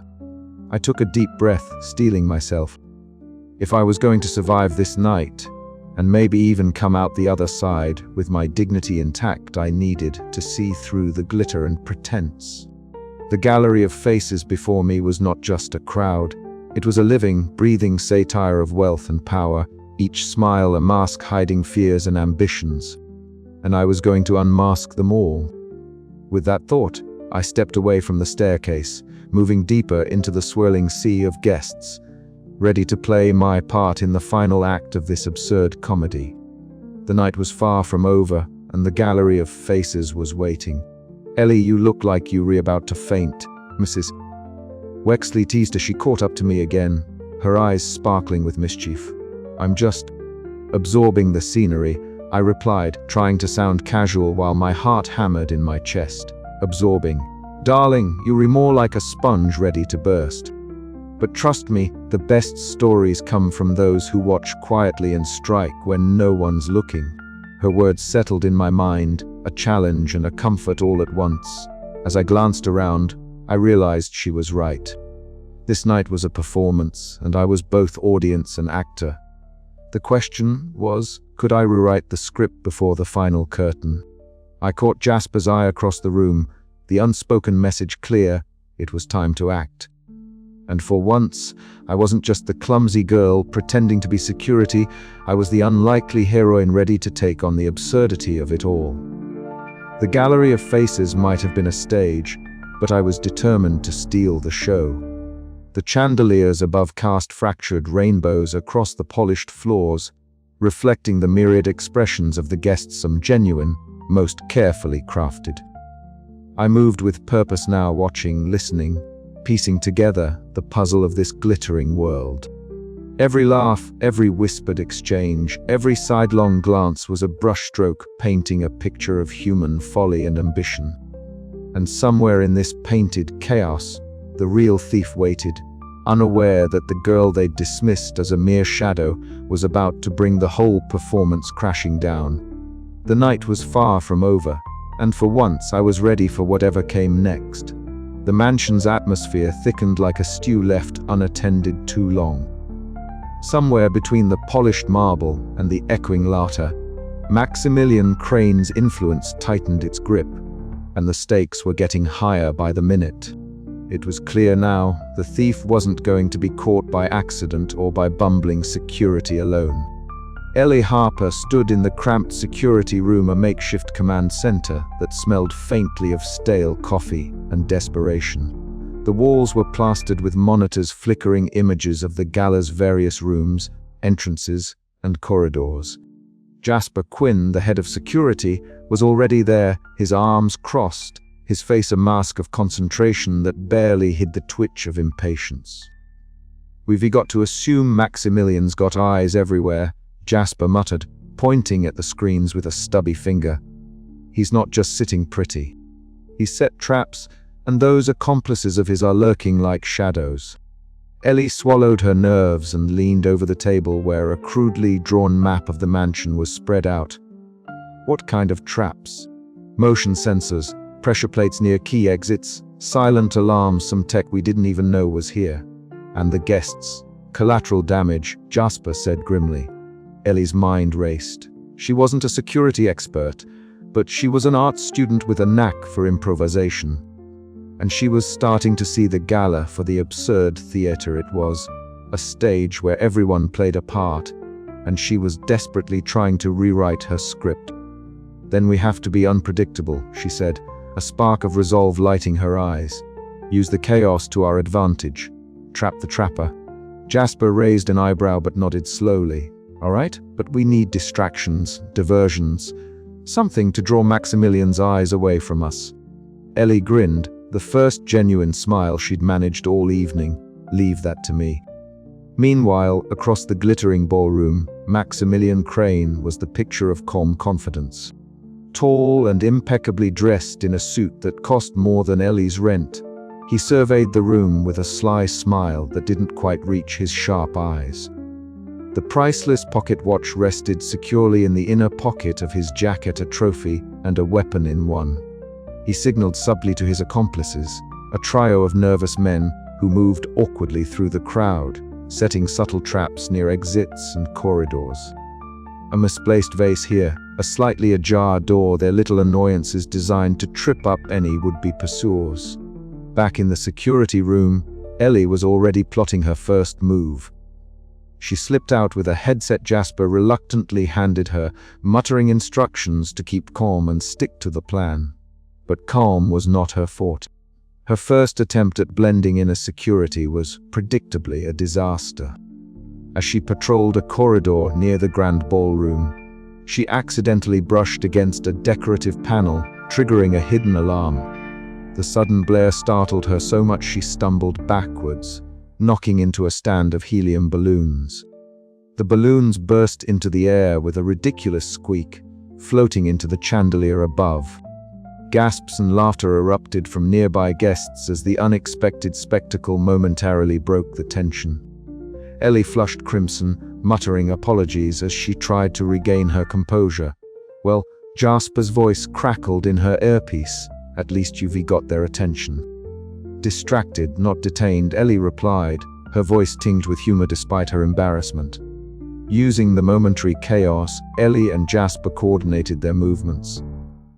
They ducked into shadowy corridors, whispering plans and exchanging wry quips that eased the tension. Jasper's gruff exterior softened as Ellie's quick wit and observational skills became clear. "You know," Jasper admitted, "you re not as hopeless as I thought." "Flattery will get you nowhere," Ellie shot back with a smirk. They navigated the maze of halls, carefully avoiding traps and watching for Maximilian's accomplices. Ellie's awkwardness was still on full display, tripping over a loose rug here, barely catching herself on a velvet curtain there, but her determination was infectious. Between whispered strategizing and slapstick missteps, they began to close in on the thief's movements. Ellie's artistic eye caught details others missed, a scuff mark on the floor indicating a hurried escape route, a faint scent of expensive cologne lingering in a seemingly empty room. As they pieced together Maximilian's plan, the absurdity of the gala's social pageantry became all the more apparent. Here were people obsessed with appearances, while behind the scenes a desperate chase was unfolding a farce worthy of a satirical painting. Yet beneath the comedy, Ellie felt a surge of confidence. The nervous girl who had arrived hoping only to survive the night was becoming a player in this chaotic game. And the game was far from over. "Ready for the next move?" Jasper asked, his tone serious but with a hint of grudging respect.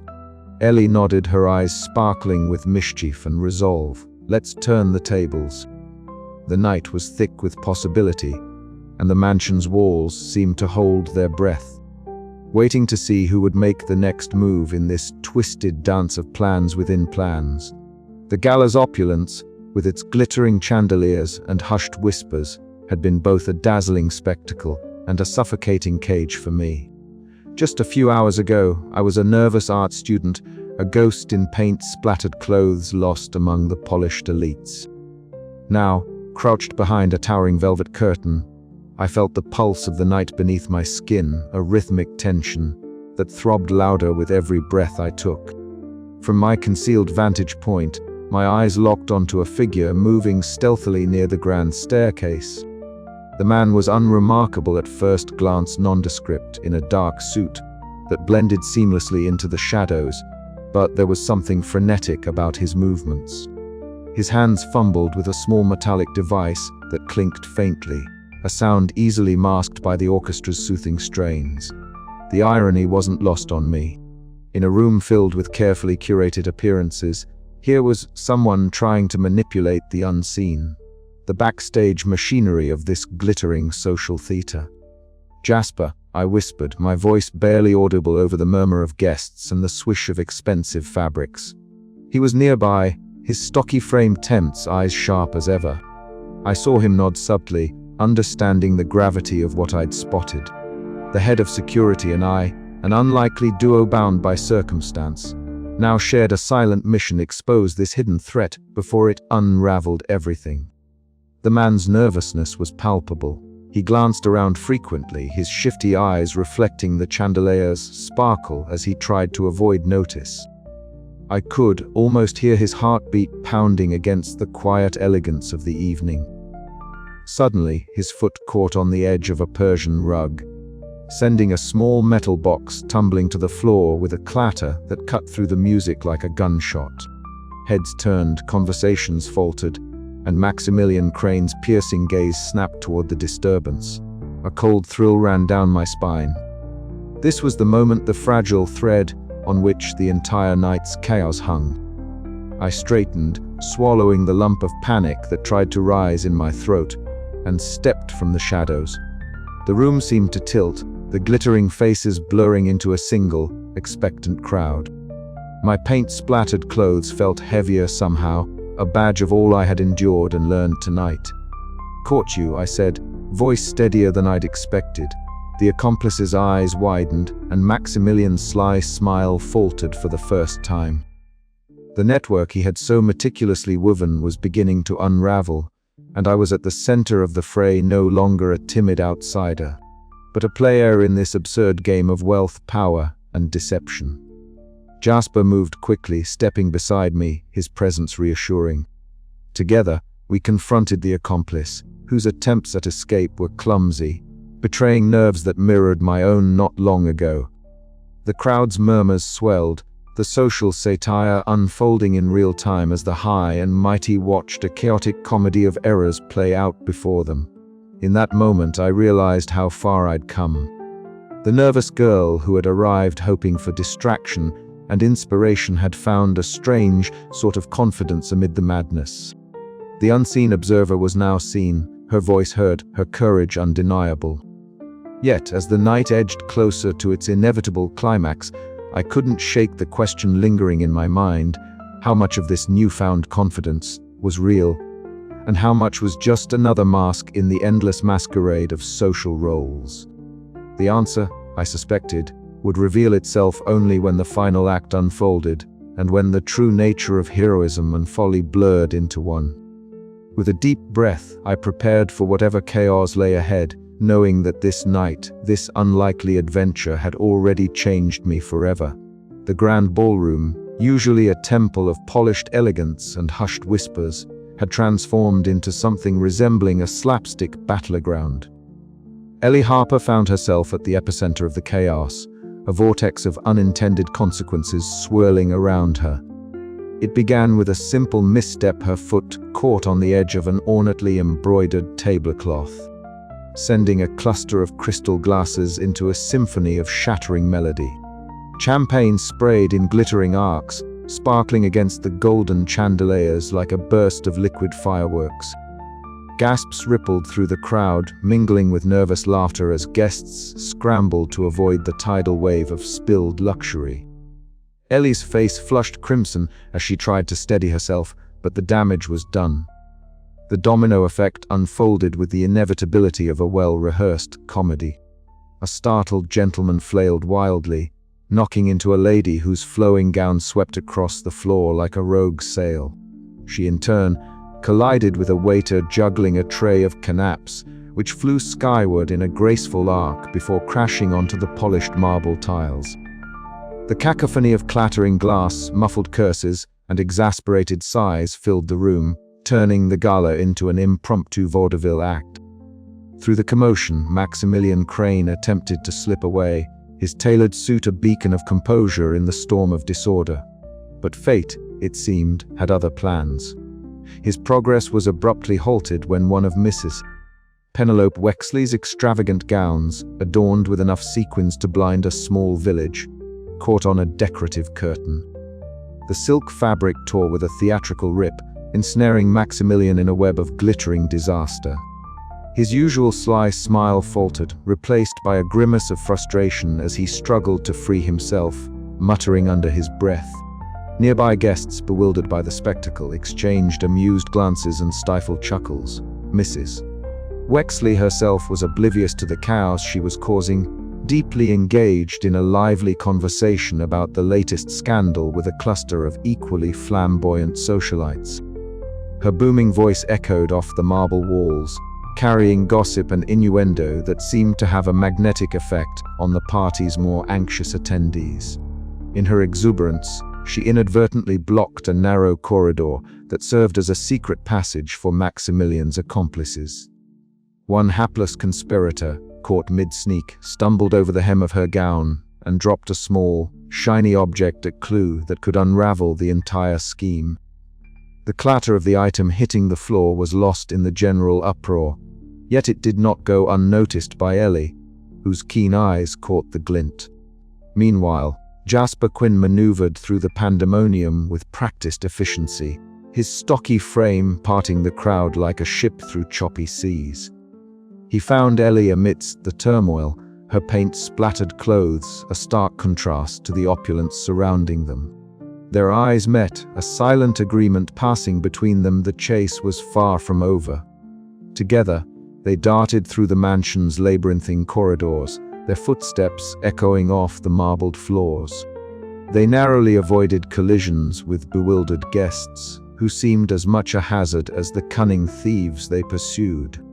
Ellie's clumsiness, once a source of personal embarrassment, had become an unexpected asset. Each stumble and misstep sowed confusion among Maximilian's bumbling accomplices, causing them to falter and ultimately fall into Jasper's grasp. Yet, the spotlight of suspicion stubbornly followed Ellie, her frantic attempts to explain only complicating matters. She was caught in a whirlwind where heroism and folly danced a precarious tango, the line between the two blurred beyond recognition. As the chaos reached its crescendo, Ellie paused for a breath, the weight of the moment pressing down on her. Around her, the gala's glittering veneer cracked to reveal the absurd theater of wealth and power beneath. The comedy of errors was more than mere mishap, it was a mirror held up to a society obsessed with appearances. But the night was not yet done with its surprises. Just as Ellie prepared to regroup, a sudden shout echoed from the grand staircase. Maximilian had been spotted, making a desperate bid for escape. The chase resumed, faster, messier, and more chaotic than ever. And through it all, Ellie found herself not just a participant, but the unlikely heroine of this riotous farce. The ballroom fell into a stunned silence for a heartbeat, only to erupt again into laughter and shouts as the next act of this unforeseen comedy unfolded. It was a night that would be remembered, or at least retold with embellishments, for years to come. And at the center of it all was Ellie Harper, the art student who had stumbled headlong into a world far beyond her modest means, and somehow, against all odds, was beginning to find her place within it. But how would she keep her footing as the farce spiraled toward its climax? That, dear reader, was a question for another scene and another stumble. I never thought chasing a self-made billionaire through his own mansion would become the highlight of my night, or frankly, any night. Yet here I was, darting past priceless artworks, dodging chandeliers, and flinging myself through a gauntlet of startled socialites and bumbling henchmen, all while desperately clutching the stolen pocket watch like it was a lifeline. The irony was thick enough to spread on toast, an art student, mistaken for security, now playing cat and mouse with the richest man in the room. The chase kicked off in the grand marble hall, a cathedral of wealth and excess, where every echo of my pounding feet seemed to amplify my nervous heartbeat. I barely avoided smashing into a toppled candelabra, the flickering flames casting dancing shadows on the gleaming floor. A waiter precariously balancing a champagne tower spun around in surprise, sending a cascade of bubbly droplets splattering like confetti at a particularly uncoordinated parade. The absurdity of it all wasn't lost on me. Here I was, slipping and sliding through the very spectacle of opulence that had initially intimidated me. Maximilian Crane, sleek and smirking, was always just out of reach. A shadow darting through the crowd with that infuriating confidence only billionaires seemed to possess naturally. His tailored suit shimmered under the chandeliers, perfectly pressed and utterly unruffled by the chaos he left in his wake.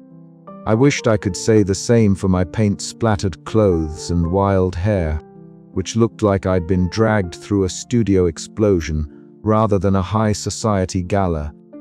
The chase led me into a lavish drawing room, where heavy velvet curtains framed a scene worthy of a painting, one I could never afford to create but now lived in. The scent of old perfume mingled with the distant strains of a string quartet, creating a bizarrely elegant soundtrack to my pursuit.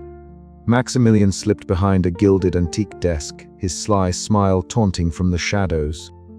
I could almost hear the silent laughter in the room, the kind that mocks your every misstep, even as you try to keep your footing.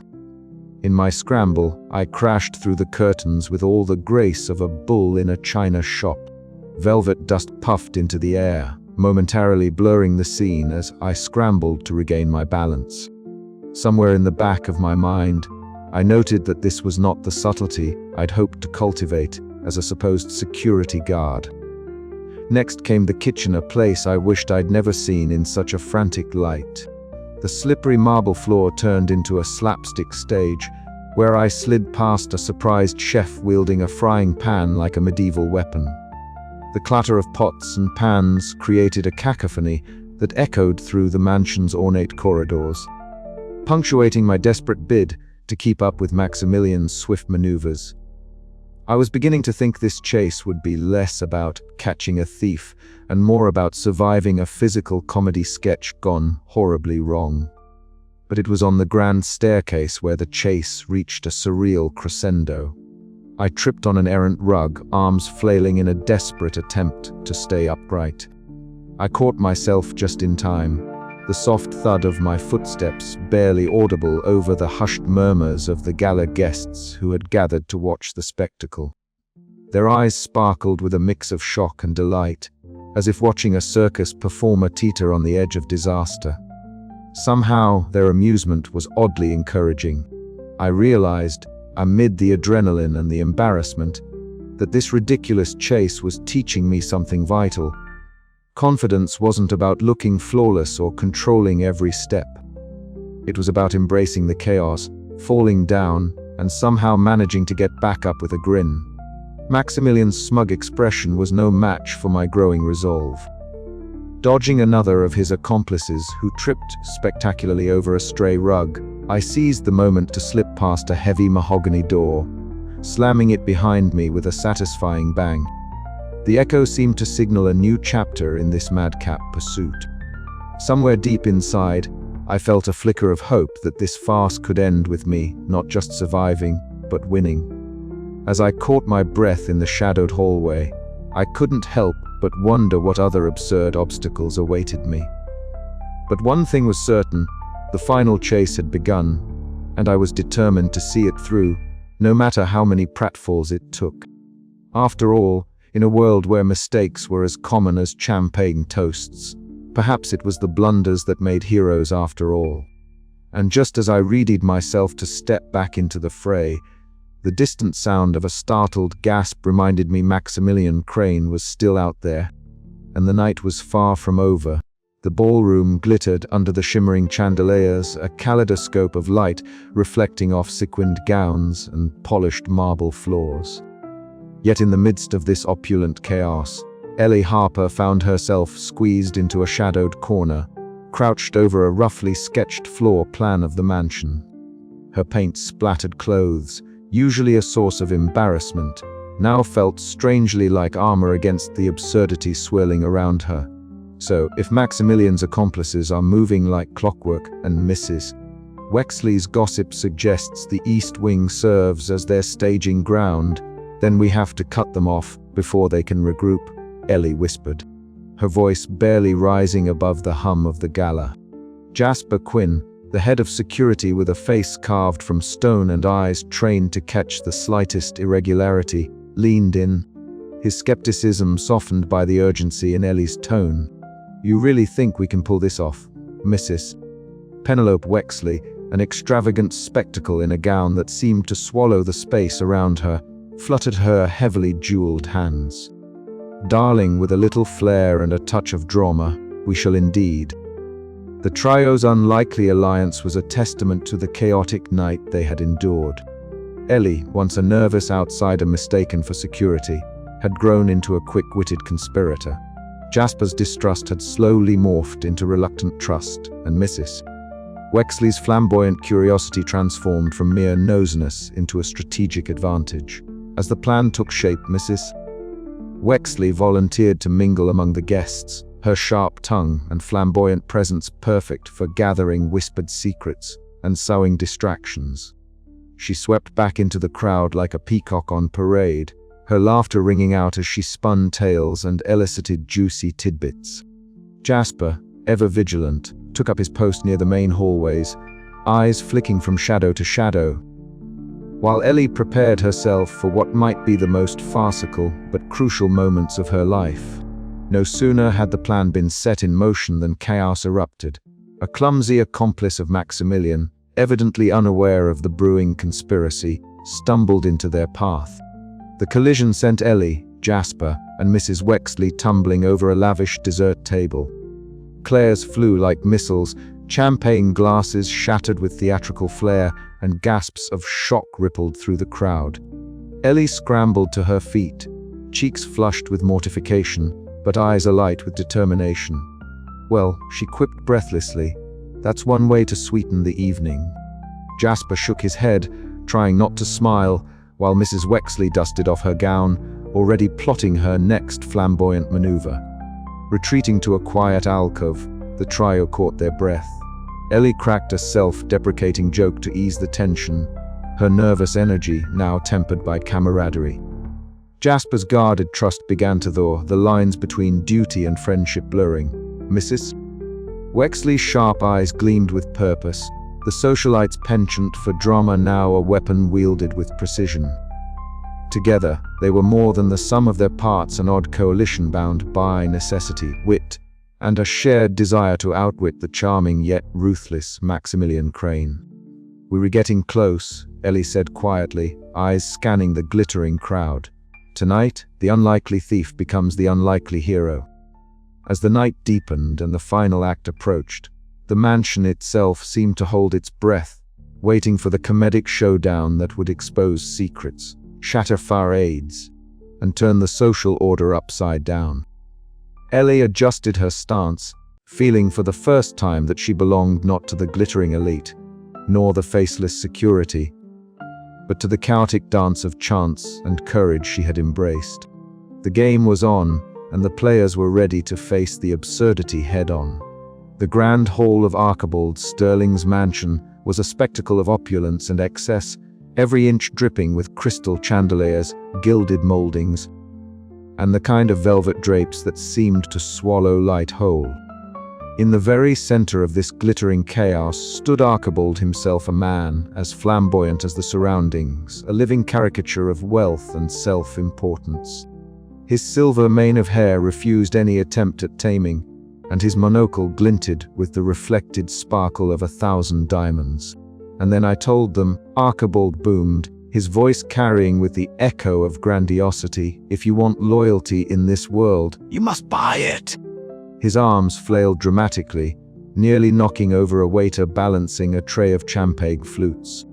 The guests, a collection of the glitterati and social climbers, exchanged amused smirks and exchanged whispered asides. Ellie Harper, crouched discreetly behind a towering marble pillar, took in the scene with a mix of awe and disbelief. The paint splatters on her plain blouse felt wildly out of place here, but tonight, that was exactly the point. She wasn't just a nervous art student anymore, she was a player in this absurd social theater, and Archibald Sterling was her unwitting ally. Maximilian Crane, the impeccably dressed thief, stood near the grand staircase, his sharp eyes flicking between the host and the distracted security personnel. His network of bumbling accomplices fidgeted nervously nearby, their plan teetering on the brink of collapse. Ellie's heart hammered in her chest as she clutched the stolen pocket watch hidden beneath her sleeve.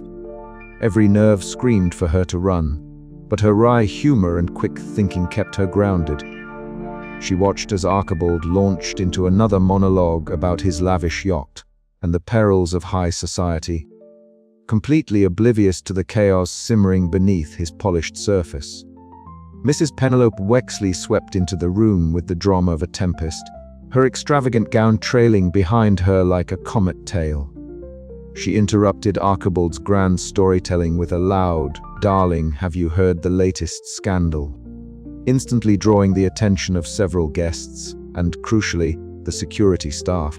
Jasper Quinn, ever vigilant despite the circus around him, caught Ellie's eye and gave a subtle nod. It was the signal she had been waiting for.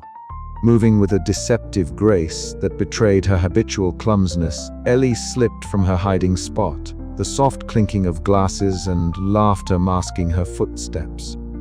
Maximilian noticed the movement too late. The sly smile on his lips faltered as Ellie deftly weaved through the crowd, the pocket watch safely in her grasp.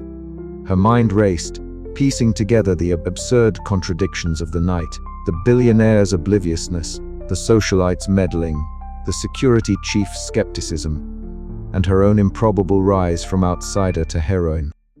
The tension in the room was palpable, yet beneath it all simmered a deliciously ironic comedy. Here was wealth and power, all strutting and preening like peacocks, blind to their own folly.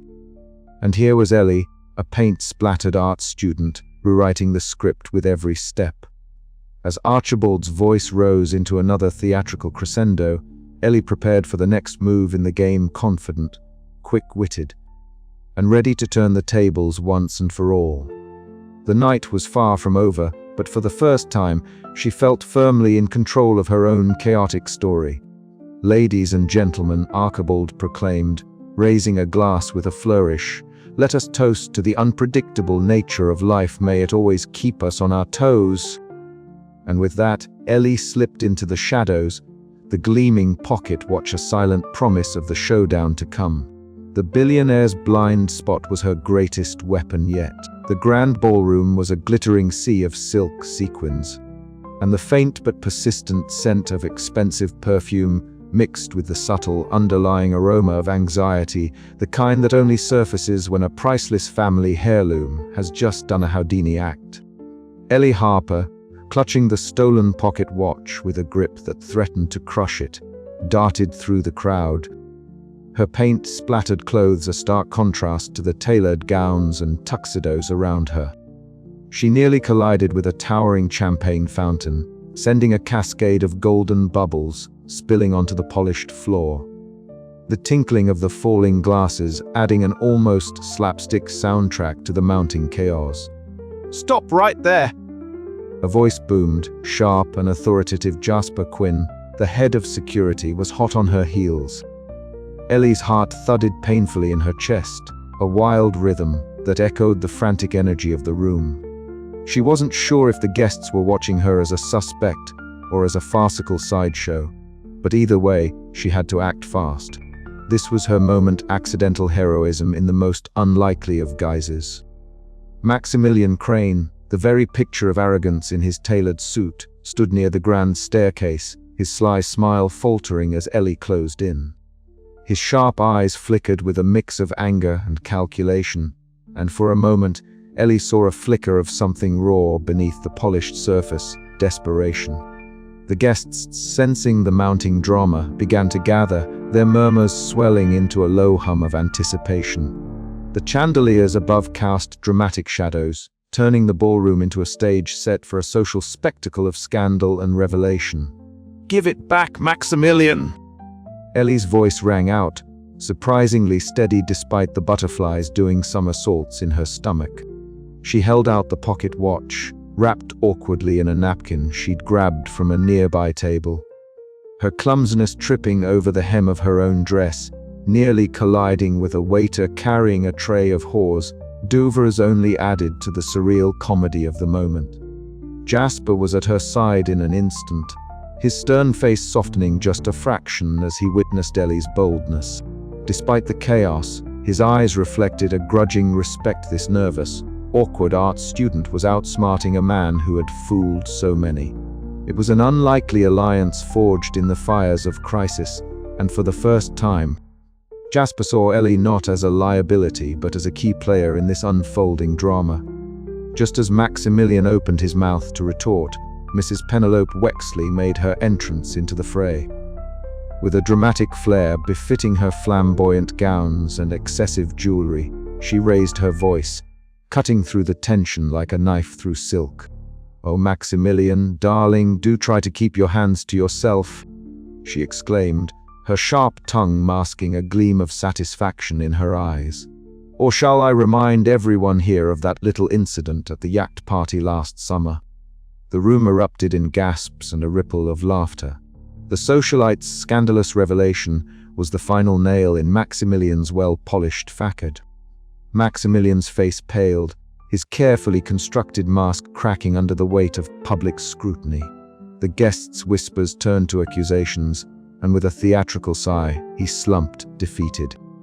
Ellie stood there, paint stains and all, the unlikely heroine whose clumsy antics had turned the tide. The gala, once a symbol of untouchable wealth and rigid social order, was now a playground of exposed secrets and shifting alliances. Ellie's reputation, once teetering on the edge of ruin, was reborn in the glow of unexpected victory. As the crowd slowly dispersed, still buzzing with gossip and amusement, Ellie allowed herself a small, wry smile. Tonight wasn't just about survival, it was about finding her place in a world that, though absurd and chaotic, had suddenly become a little more hers. And as the last notes of the string quartet drifted through the air, Ellie couldn't help but wonder what other mischief, and maybe even inspiration, awaited her just beyond the glittering doors of the mansion. The ballroom was still humming with scattered conversations when Jasper approached Ellie, a rare smile breaking through his usually stern demeanor. "Not bad for a paint-spattered art student," he said, nodding appreciatively. Ellie chuckled, brushing a stray lock of hair from her face. "Well, you know what they say, art imitates life.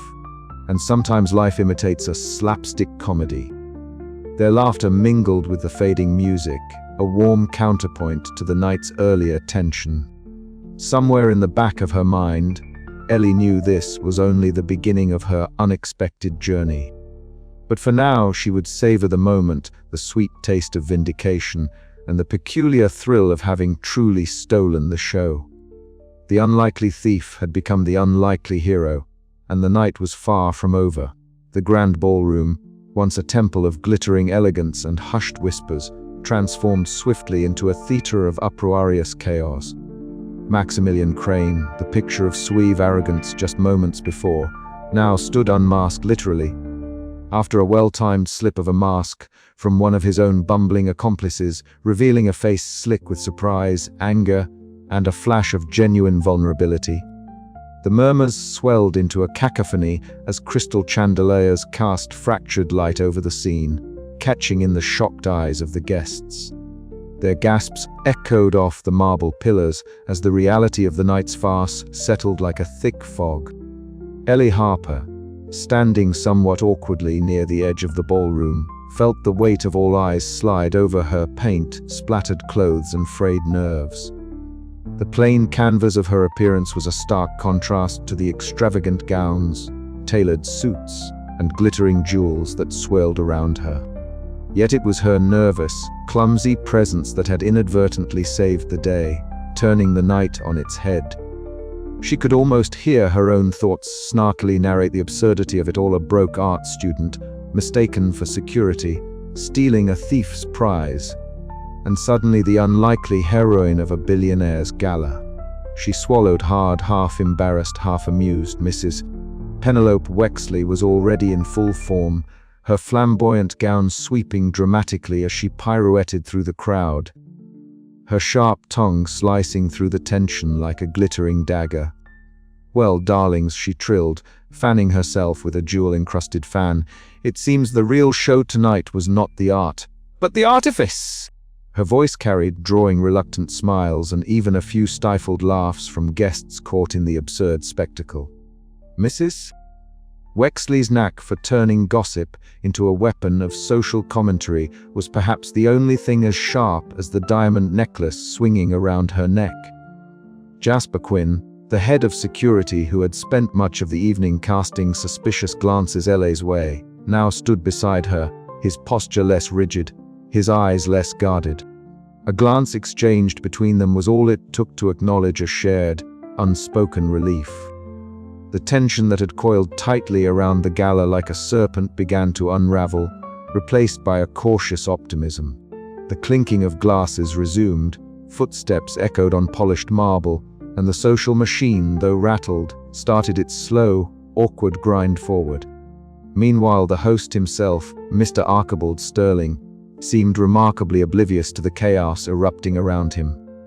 Draped in an overly ornate tuxedo that looked more like a costume than formal wear, he smiled vacantly, more interested in the sparkle of the chandeliers than the downfall of his would-be usurper. His eccentricity was a constant reminder of how the world of wealth thrived on appearances, often ignoring the messy realities beneath. Ellie finally found a quiet corner away from the swirling storm of gossip and spectacle. The soft glow of the chandeliers caught the paint splatters on her sleeves, turning them into a badge of honor rather than a mark of shame. Her thoughts drifted, sharp and wry, weaving through the night's absurd events. The social theater had been dazzling and ridiculous, in equal measure a fragile dance of power, status, and pretense that could topple with a single misplaced word or a stolen watch. She mused on the fluidity of identity, how she had moved from nervous outsider to accidental hero with nothing but a mixture of luck, quick thinking, and a healthy dose of clumsiness. The thin line between heroism and folly had never seemed thinner nor more amusing. This night, she realized, was not just a story to tell but a lesson carved in laughter and chaos. A mirror held up to the absurdity of class and the price of appearances. As the guests began to disperse, the murmurs of scandal and speculation softened into the night air.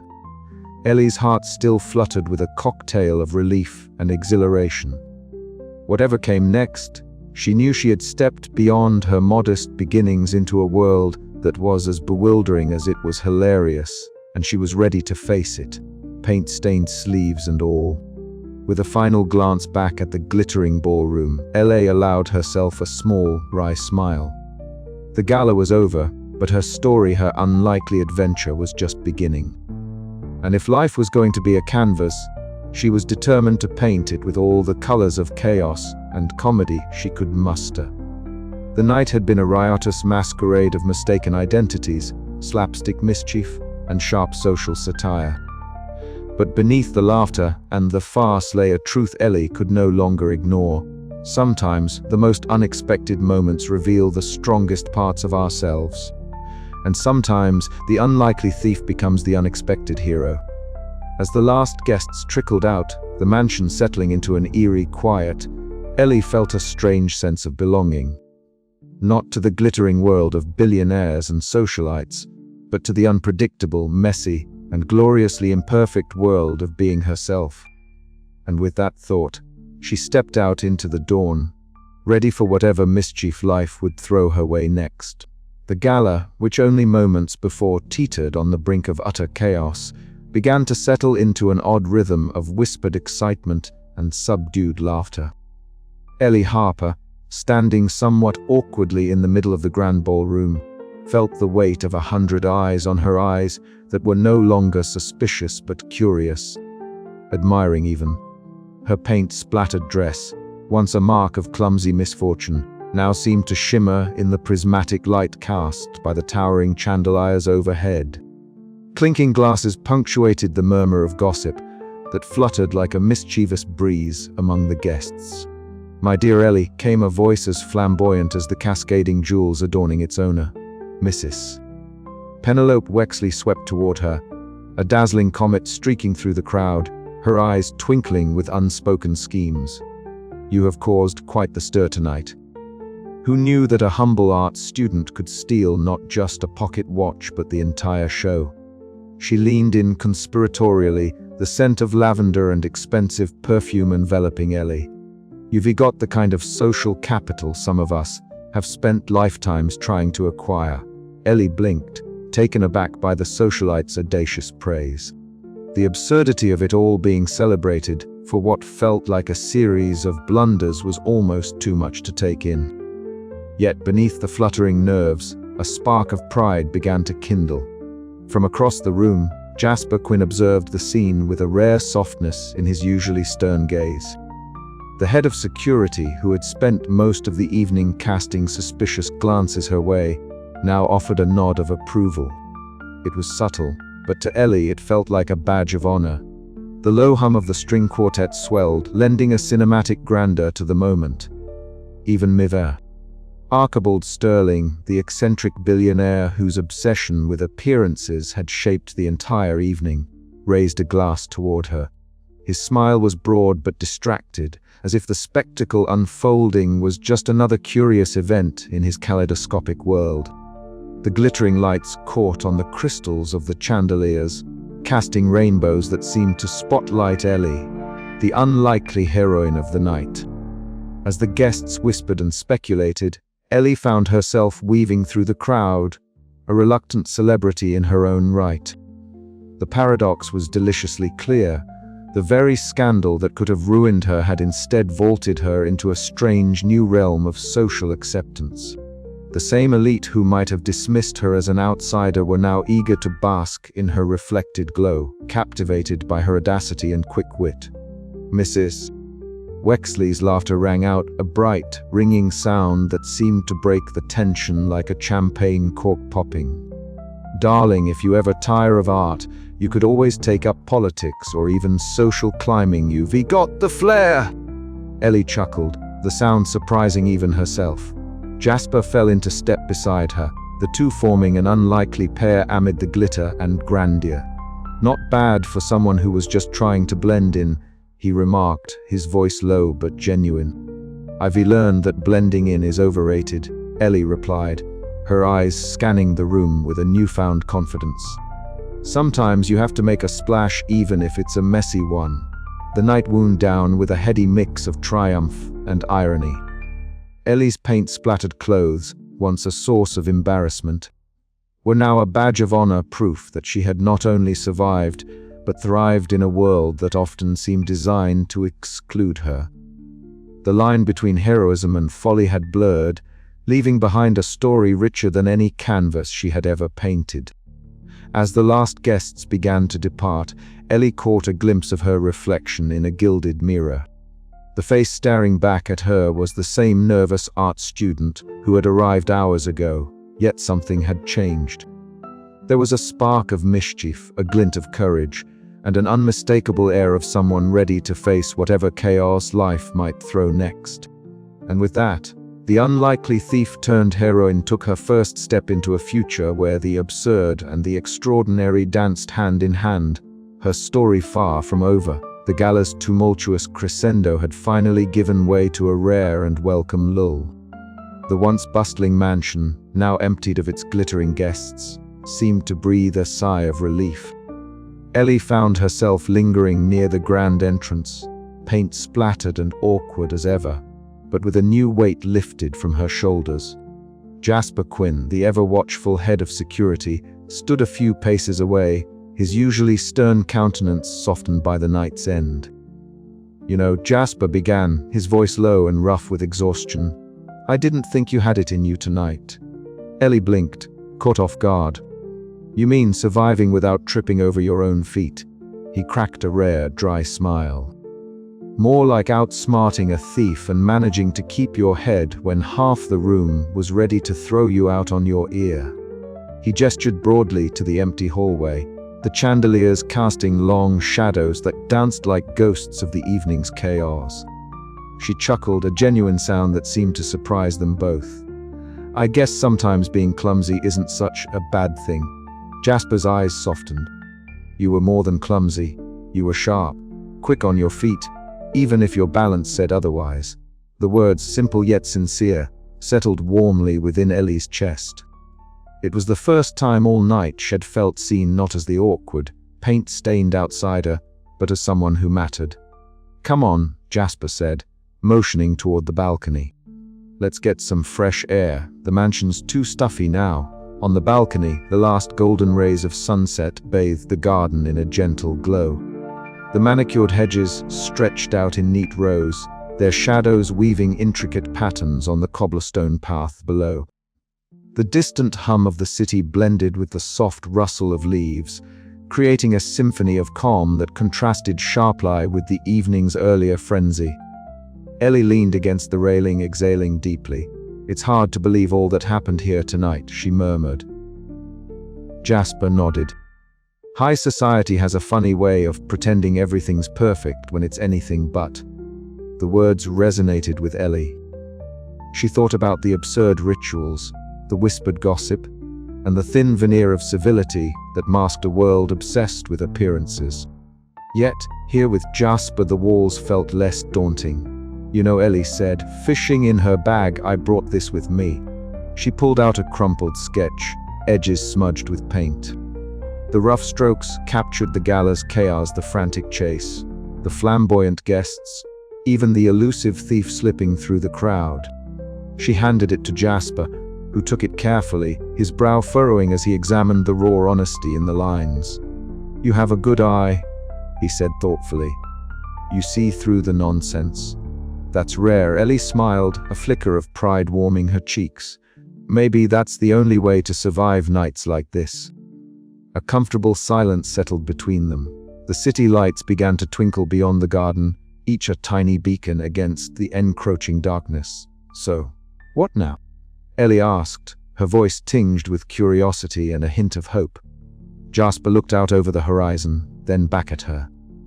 "I think we make sure this isn't the last time we work together." She raised an eyebrow.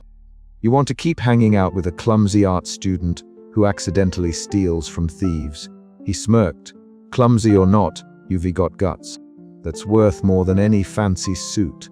Laughter bubbled between them, genuine and unforced. In that moment, the chasm between their worlds seemed to narrow, replaced by the promise of an unexpected alliance. As the last guests trickled out and the mansion's grand doors closed behind them, Ellie felt a strange sense of belonging. The night had tested her in ways she never imagined, but it had also given her something priceless: friendship forged in the fires of chaos. Looking up at the stars, Ellie whispered to herself, "Maybe the real masterpiece is the story I'm living." And with that, she stepped forward, ready for whatever mischief, madness, and laughter lay ahead. Mrs. Penelope Wexley made her entrance with the kind of theatrical flair that could only be described as a cross between a peacock's grand display and a Broadway diver's final bow. The swish of her emerald gown, studded with sequins that caught every flicker of light in the vast ballroom, announced her presence long before her sharp, jewel-encrusted glasses came into view. Ellie, standing somewhat awkwardly near the marble columns, felt the sudden weight of all eyes pivot toward her as Penelope's gaze locked onto her like a spotlight seeking its star. "My dear girl," Penelope began, her voice a rich contralto that carried effortlessly over the hum of the gala's chatter, "I must say, your performance tonight has been nothing short of spectacular. Who would have thought that beneath those paint-splattered sleeves lurked the cunning and courage to outwit a man like Maximilian?" Ellie blinked, caught off guard by the flamboyant woman's directness. The words, though delivered with a mischievous twinkle in Penelope's eye, felt surprisingly sincere. The crowd around them seemed to lean in, their initial suspicion about Ellie's odd presence dissolving into curiosity and, in some cases, admiration. I just did what I had to," Ellie stammered, her voice barely above a whisper. She glanced down at her hands, the remnants of her art supplies now a badge of honor rather than a mark of her outsider status. "Nonsense," Penelope exclaimed, waving a manicured hand as if brushing away Ellie's modesty. "You've turned the entire evening on its head. The socialites, the billionaires, even the security utterly confounded. And for what? To save the honor of this glittering disaster we call a gala. Bravo!" Jasper Quinn, standing quietly nearby with his usual stern expression somewhat softened, gave a subtle nod of approval.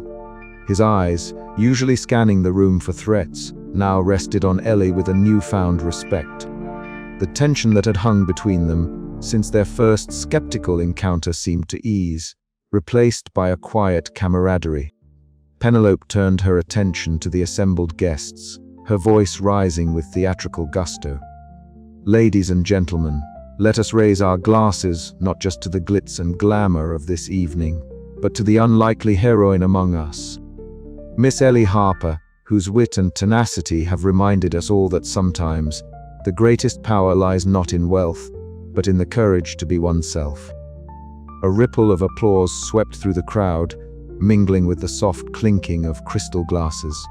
Ellie's cheeks flushed, a mix of embarrassment and pride warming her from within. For a moment, the absurdity of the night, the mistaken identities, the slapstick chases, the social satire seemed to crystallize into something meaningful. "I never imagined I'd be the toast of a billionaire's gala," Ellie mused quietly to Jasper as the crowd's attention shifted elsewhere. "And yet, here I am." "Seems you've earned it," Jasper replied with a rare smile. "Don't let it go to your head." "No promises," Ellie quipped, her grin returning. "After all, what's life without a little chaos?" As the night wore on, the atmosphere shifted palpably. The guests, once rigid and guarded, now moved with a lighter step, their laughter more genuine. The social hierarchies, for all their pomp and circumstance, had been playfully appended, if only for an evening. Penelope, ever the socialite with a penchant for drama, took Ellie under her wing, promising to introduce her to the finer points of navigating high society's minefield. Ellie, though still wary, found herself intrigued by the possibilities. In that moment, beneath the chandeliers dripping with crystals and the soft glow of candlelight, Ellie Harper stood not as a nervous art student lost in a world of wealth, but as a woman who had, through a series of fortunate missteps and a healthy dose of slapstick luck, carved out her own place. The gala's chaos had birthed a new kind of order, one where courage, humor, and authenticity could shine brighter than any diamond. And as the night hummed on, Ellie couldn't help but wonder what mischief awaited her next. After all, if a night like this could happen by accident, what could she conjure on purpose? With a final glance at the glittering crowd, Ellie let out a breath she hadn't realized she was holding. The socialite's thanks were more than just words, they were a key, unlocking doors to a world she'd only ever watched from the outside. And now she was ready to step through. The gala, once a stage for the absurd theater of wealth and power, had transformed into a canvas. And Ellie, with all her quirks and paint-stained hands, was ready to paint her next masterpiece. But first, perhaps a much-needed cup of tea, and maybe a moment to catch her breath before the next act began. I remember the moment I finally sank onto the grand staircase, the one that looked like it belonged in a palace rather than a billionaire's mansion hosting a gala that had spun wildly out of my control. The chandeliers above dripped with crystals that caught the light in a way that made the whole room sparkle like 1,000 tiny stars caught in some elaborate net. My paint-splattered clothes, once a source of shame, now seemed to shimmer softly in the warm glow, a badge of honor earned through utter chaos. It was strange to think back on how I had arrived that evening, a broke art student desperate for distraction and inspiration, only to be mistaken for security and thrust into a world so far removed from my own. The nervousness that had clawed at my insides from the moment I stepped through the doors was replaced, slowly and awkwardly, by something else, a quiet pride, a sense of accomplishment that refused to be dismissed. Mrs. Penelope Wexley was nearby, as usual, the very picture of flamboyance in her extravagant gown that sparkled almost as much as the chandeliers. Her voice was a rising and falling melody of scandalous tidbits and sharp observations, her sharp tongue slicing through the social fabric with practiced ease. I caught snippets of her recounting the night's absurdities to a small circle of eager listeners, her animated gestures punctuating the gossip that somehow felt more like an act of rebellion against the very society she so desperately wanted to belong to. I couldn't help but smile, amused by the irony. "You simply must hear about the gentleman who tried to sneak past the buffet line twice," she declared, eyes twinkling with mischief. I chuckled softly, the sound surprising even me. It was these moments, the strange camaraderie born from shared absurdity, that made the night less like a nightmare and more like a story worth telling. Jasper Quinn, the head of security and my unlikely ally, leaned casually against the polished banister not far away. His usual stern expression softened as he caught my eye, and for a brief second, he offered a genuine smile, one that said more than words ever could. It was an acknowledgement of the strange journey we had endured together, a tentative trust forged in the fires of mistaken identities, slapstick chases, and social satire. "Not bad for a paint-splattered art student," he murmured, his tone dry but warm. "Not bad at all," I replied, my voice steady despite the whirlwind that had brought us here. The gala was winding down now. Guests drifted away, their laughter and chatter fading into the distance, leaving the grand ballroom feeling suddenly cavernous and quiet.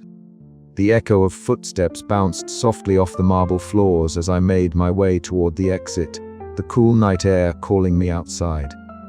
The city lights beyond the mansion's gates shimmered like promises waiting to be fulfilled. As I stepped into the night, I realized that I was no longer the nervous outsider who had stumbled through the doors mere hours before. I was someone who had faced chaos head-on, who had navigated the absurdities of wealth and power with wit and courage, and who had discovered a strength I never knew I possessed.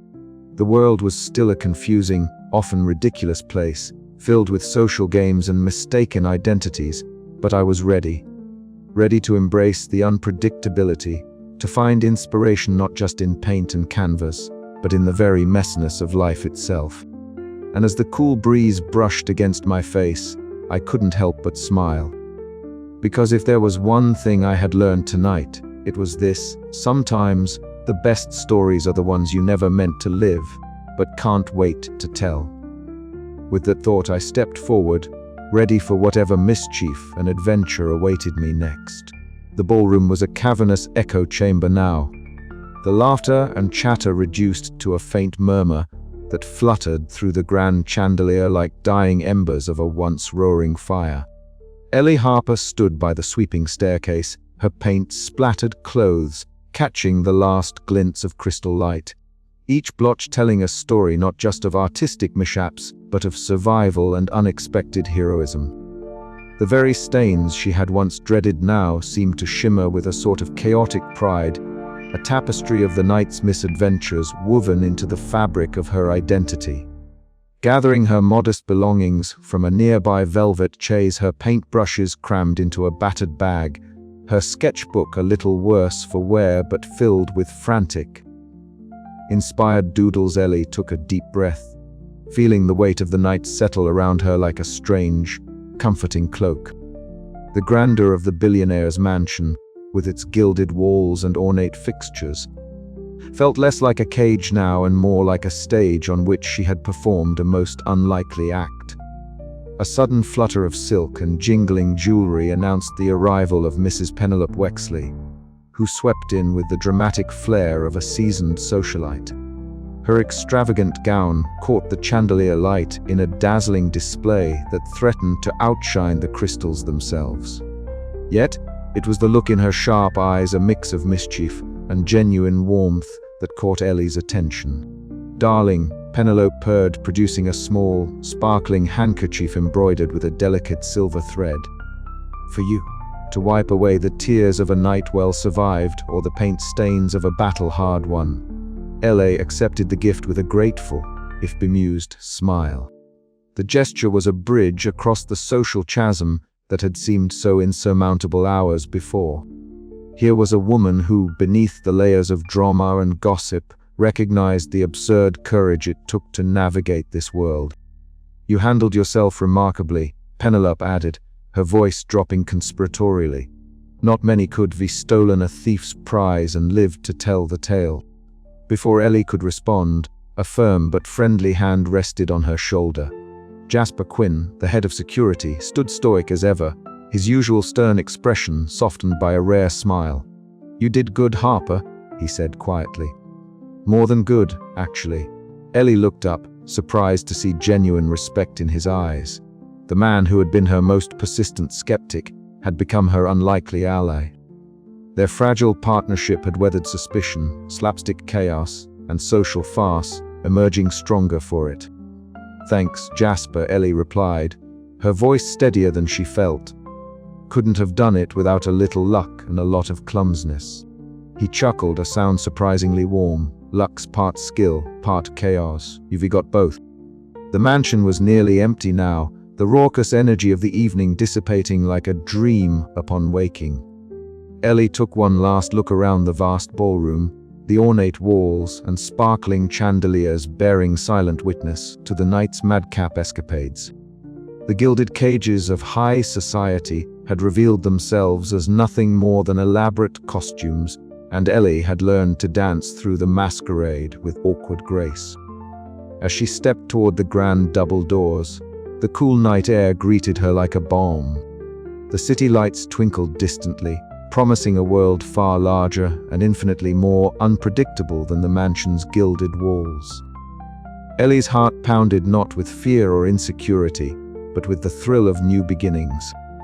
Her paint-splattered clothes, once a source of embarrassment, now felt like a badge of honor, a mark of a knight that had tested every ounce of her wit, courage, and resilience. She was no longer just a broke art student lost in a world of wealth and pretense. She was a storyteller, a survivor, and an unlikely thief whose canvas was life itself. With a final glance back, Ellie stepped into the cool embrace of the evening, the mansion behind her fading into the shadows. Ahead lay untold adventures, mischief waiting to be made, and a story only she could tell.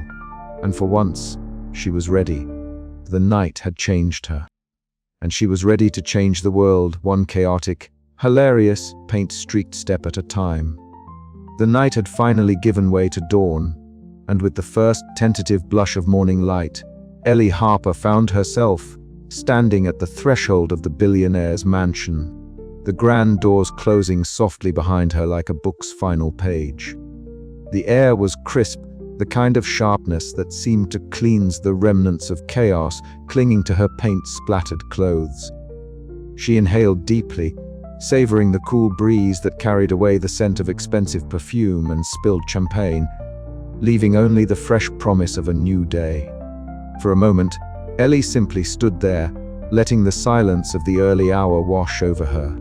The mansion loomed behind her, a glittering fortress of absurd social rituals and extravagant excess, now quiet and empty except for the echoes of laughter, accusations, and slapstick misadventures that had filled its halls barely hours before. She could almost hear the ghostly footsteps of Maximilian's bumbling accomplices tripping over themselves in a futile attempt to evade capture, or Mrs. Wexley's sharp-tongued quips fluttering through the air like mischievous sparrows. Her fingers traced the edge of her jacket, still flecked with dried paint and the faint smudge of panic. Just a few hours earlier, she had been an outsider, a broke art student with nothing but nervous eyes and a desperate hope for distraction. Now she was something else entirely, a survivor of the night's absurd theater, an accidental hero who had stolen not just a priceless pocket watch but also a moment of clarity and courage. Behind her, the mansion's grand driveway stretched out, lined with ornate lampposts that flickered as if reluctant to greet the dawn. Ellie's footsteps crunched softly on the gravel as she moved forward, each step shedding layers of insecurity and self-doubt. The world outside the gala awaited, unpredictable and daunting, but somehow more inviting than before. Inside, the ballroom was beginning to settle into stillness. Jasper Quinn, the ever-watchful head of security, whose stern facade had cracked just enough to reveal a reluctant respect, stood near the entrance. His hands were steady as he adjusted his badge, a small but significant gesture of acceptance. His eyes met Ellie's fleetingly, and for a moment. No words were needed, only the tacit acknowledgement of shared trials and tentative friendship forged in the fires of chaotic misadventure. Mrs. Penelope Wexley lingered nearby, a vision of flamboyance draped in extravagant gowns and glittering jewelry. Yet tonight, her usual sharp edges were softened by the night's revelations. Sipping her tea with a small, knowing smile, she embodied the paradox of the gala itself, a world obsessed with appearances yet incapable of hiding the truths beneath. Her twinkling eyes betrayed a mixture of amusement and genuine admiration. The socialite's love for scandal tempered by respect for the unlikely young woman who had appended the evening's carefully managed order. And then there was Mr. Archibald Sterling, the billionaire host, standing by the grand staircase as oblivious as ever to the upheaval his mansion had witnessed. He adjusted his cufflinks with an air of dignified composure, the weight of his obsession with appearances settling heavily in the quiet space. To him, the night was just another event, a spectacle to be curated and controlled. Yet, in the lingering silence, even his grandiosity seemed to falter against the messy reality of human folly and courage. Ellie paused at the edge of the driveway, glancing back once more at the mansion's glowing windows. Her heart swelled with a curious blend of amusement and bewilderment at the social theater she had just survived. The absurdity of wealth and power, the fluidity of identity, and the thin line between heroism and folly all danced through her mind like a surreal, slapstick play. A soft smile tugged at her lips as she turned away, ready to face the unpredictable canvas of her future. Life was sure to throw more mischief her way, and this time, she felt prepared to meet it head-on. With every step into the dawn, Ellie Harper embraced the chaos and comedy that defined her story, knowing that her next adventure was just beginning. As the sun began to rise, casting warm golden hues over the quiet estate, Ellie's silhouette receded down the road, a paint-splattered emblem of resilience and wit. Somewhere behind her, the echoes of the gala's madness faded, but the lessons and laughter would linger, fuel for the art and life she was determined to create. And so, with a heart full of hope and a spirit sharpened by the night's wild escapades, Ellie Harper stepped into the new day, ready to turn her unlikely tale into the masterpiece of her own making. The first light of dawn crept gently through the window of my little apartment, casting long, delicate shadows across the chaos of paint tubes, brushes, and half-finished canvases scattered about like the aftermath of some artistic storm. I sat perched on the edge of my worn sofa, clutching a lukewarm cup of coffee as if it were a talisman against the dizzying swirl of thoughts that the night had left behind. The gala, the glittering, absurd, maddening gala replayed in my mind like a bizarre film, one I had never auditioned for but somehow starred in. I never imagined that a night meant for distraction and inspiration would become a comedy of errors that flipped my world upside down. Yet, there I was, paint-splattered and exhausted, feeling a strange warmth blossoming in my chest, a mixture of disbelief, amusement, and something surprisingly like pride. It was the pride of having survived the chaos, of having stumbled through a world that seemed designed to swallow people like me whole, and come out the other side not unscathed, certainly, but alive and kicking. As the sun painted the sky with hues of soft pink and gold, I found myself smiling at the ridiculousness of it all. From being mistaken for security to accidentally stealing a thief's prize, to navigating a social labyrinth of eccentric billionaires, nosy socialites, and bumbling henchmen, it had been an absurd dance of mistaken identities and slapstick mischief. Yet beneath the laughter and clumsiness, there was something more profound, a revelation about the fragile facades we all wear. The invisible lines drawn by class and circumstance, and the unexpected courage we find when those lines blur. My sketch pad lay open on the coffee table, a visual diary of the night's madness. Quick, whimsical caricatures of the guests, exaggerated and affectionate, each stroke a reminder that humor was my refuge and my weapon. There was Mrs. Penelope Wexley, draped in jewels that looked like they might start a small fire, eyes sharp as daggers yet twinkling with mischief. Jasper Quinn, the gruff head of security, caught mid-frown but with a hint of reluctant respect in his gaze. And Maximilian Crane, the suave villain whose charm barely masked the ruthless ambition beneath. I traced a finger over a sketch of myself, nervous eyes, clumsy stance, but somehow standing tall amidst the chaos. It was a self-portrait not just of how I looked, but of how I felt, vulnerable yet unbroken, awkward but undeniably alive. The phone buzzed beside me, a lifeline to the world outside my quiet reflections. It was Leela, my best friend and relentless source of comic relief. Her voice burst through the speaker, bright and warm, a stark contrast to the soft quiet of the morning. Ellie! Are you still alive? I swear, you sounded like you were narrating a slapstick novel when you called last night. I chuckled, the sound rusty from disuse but genuine.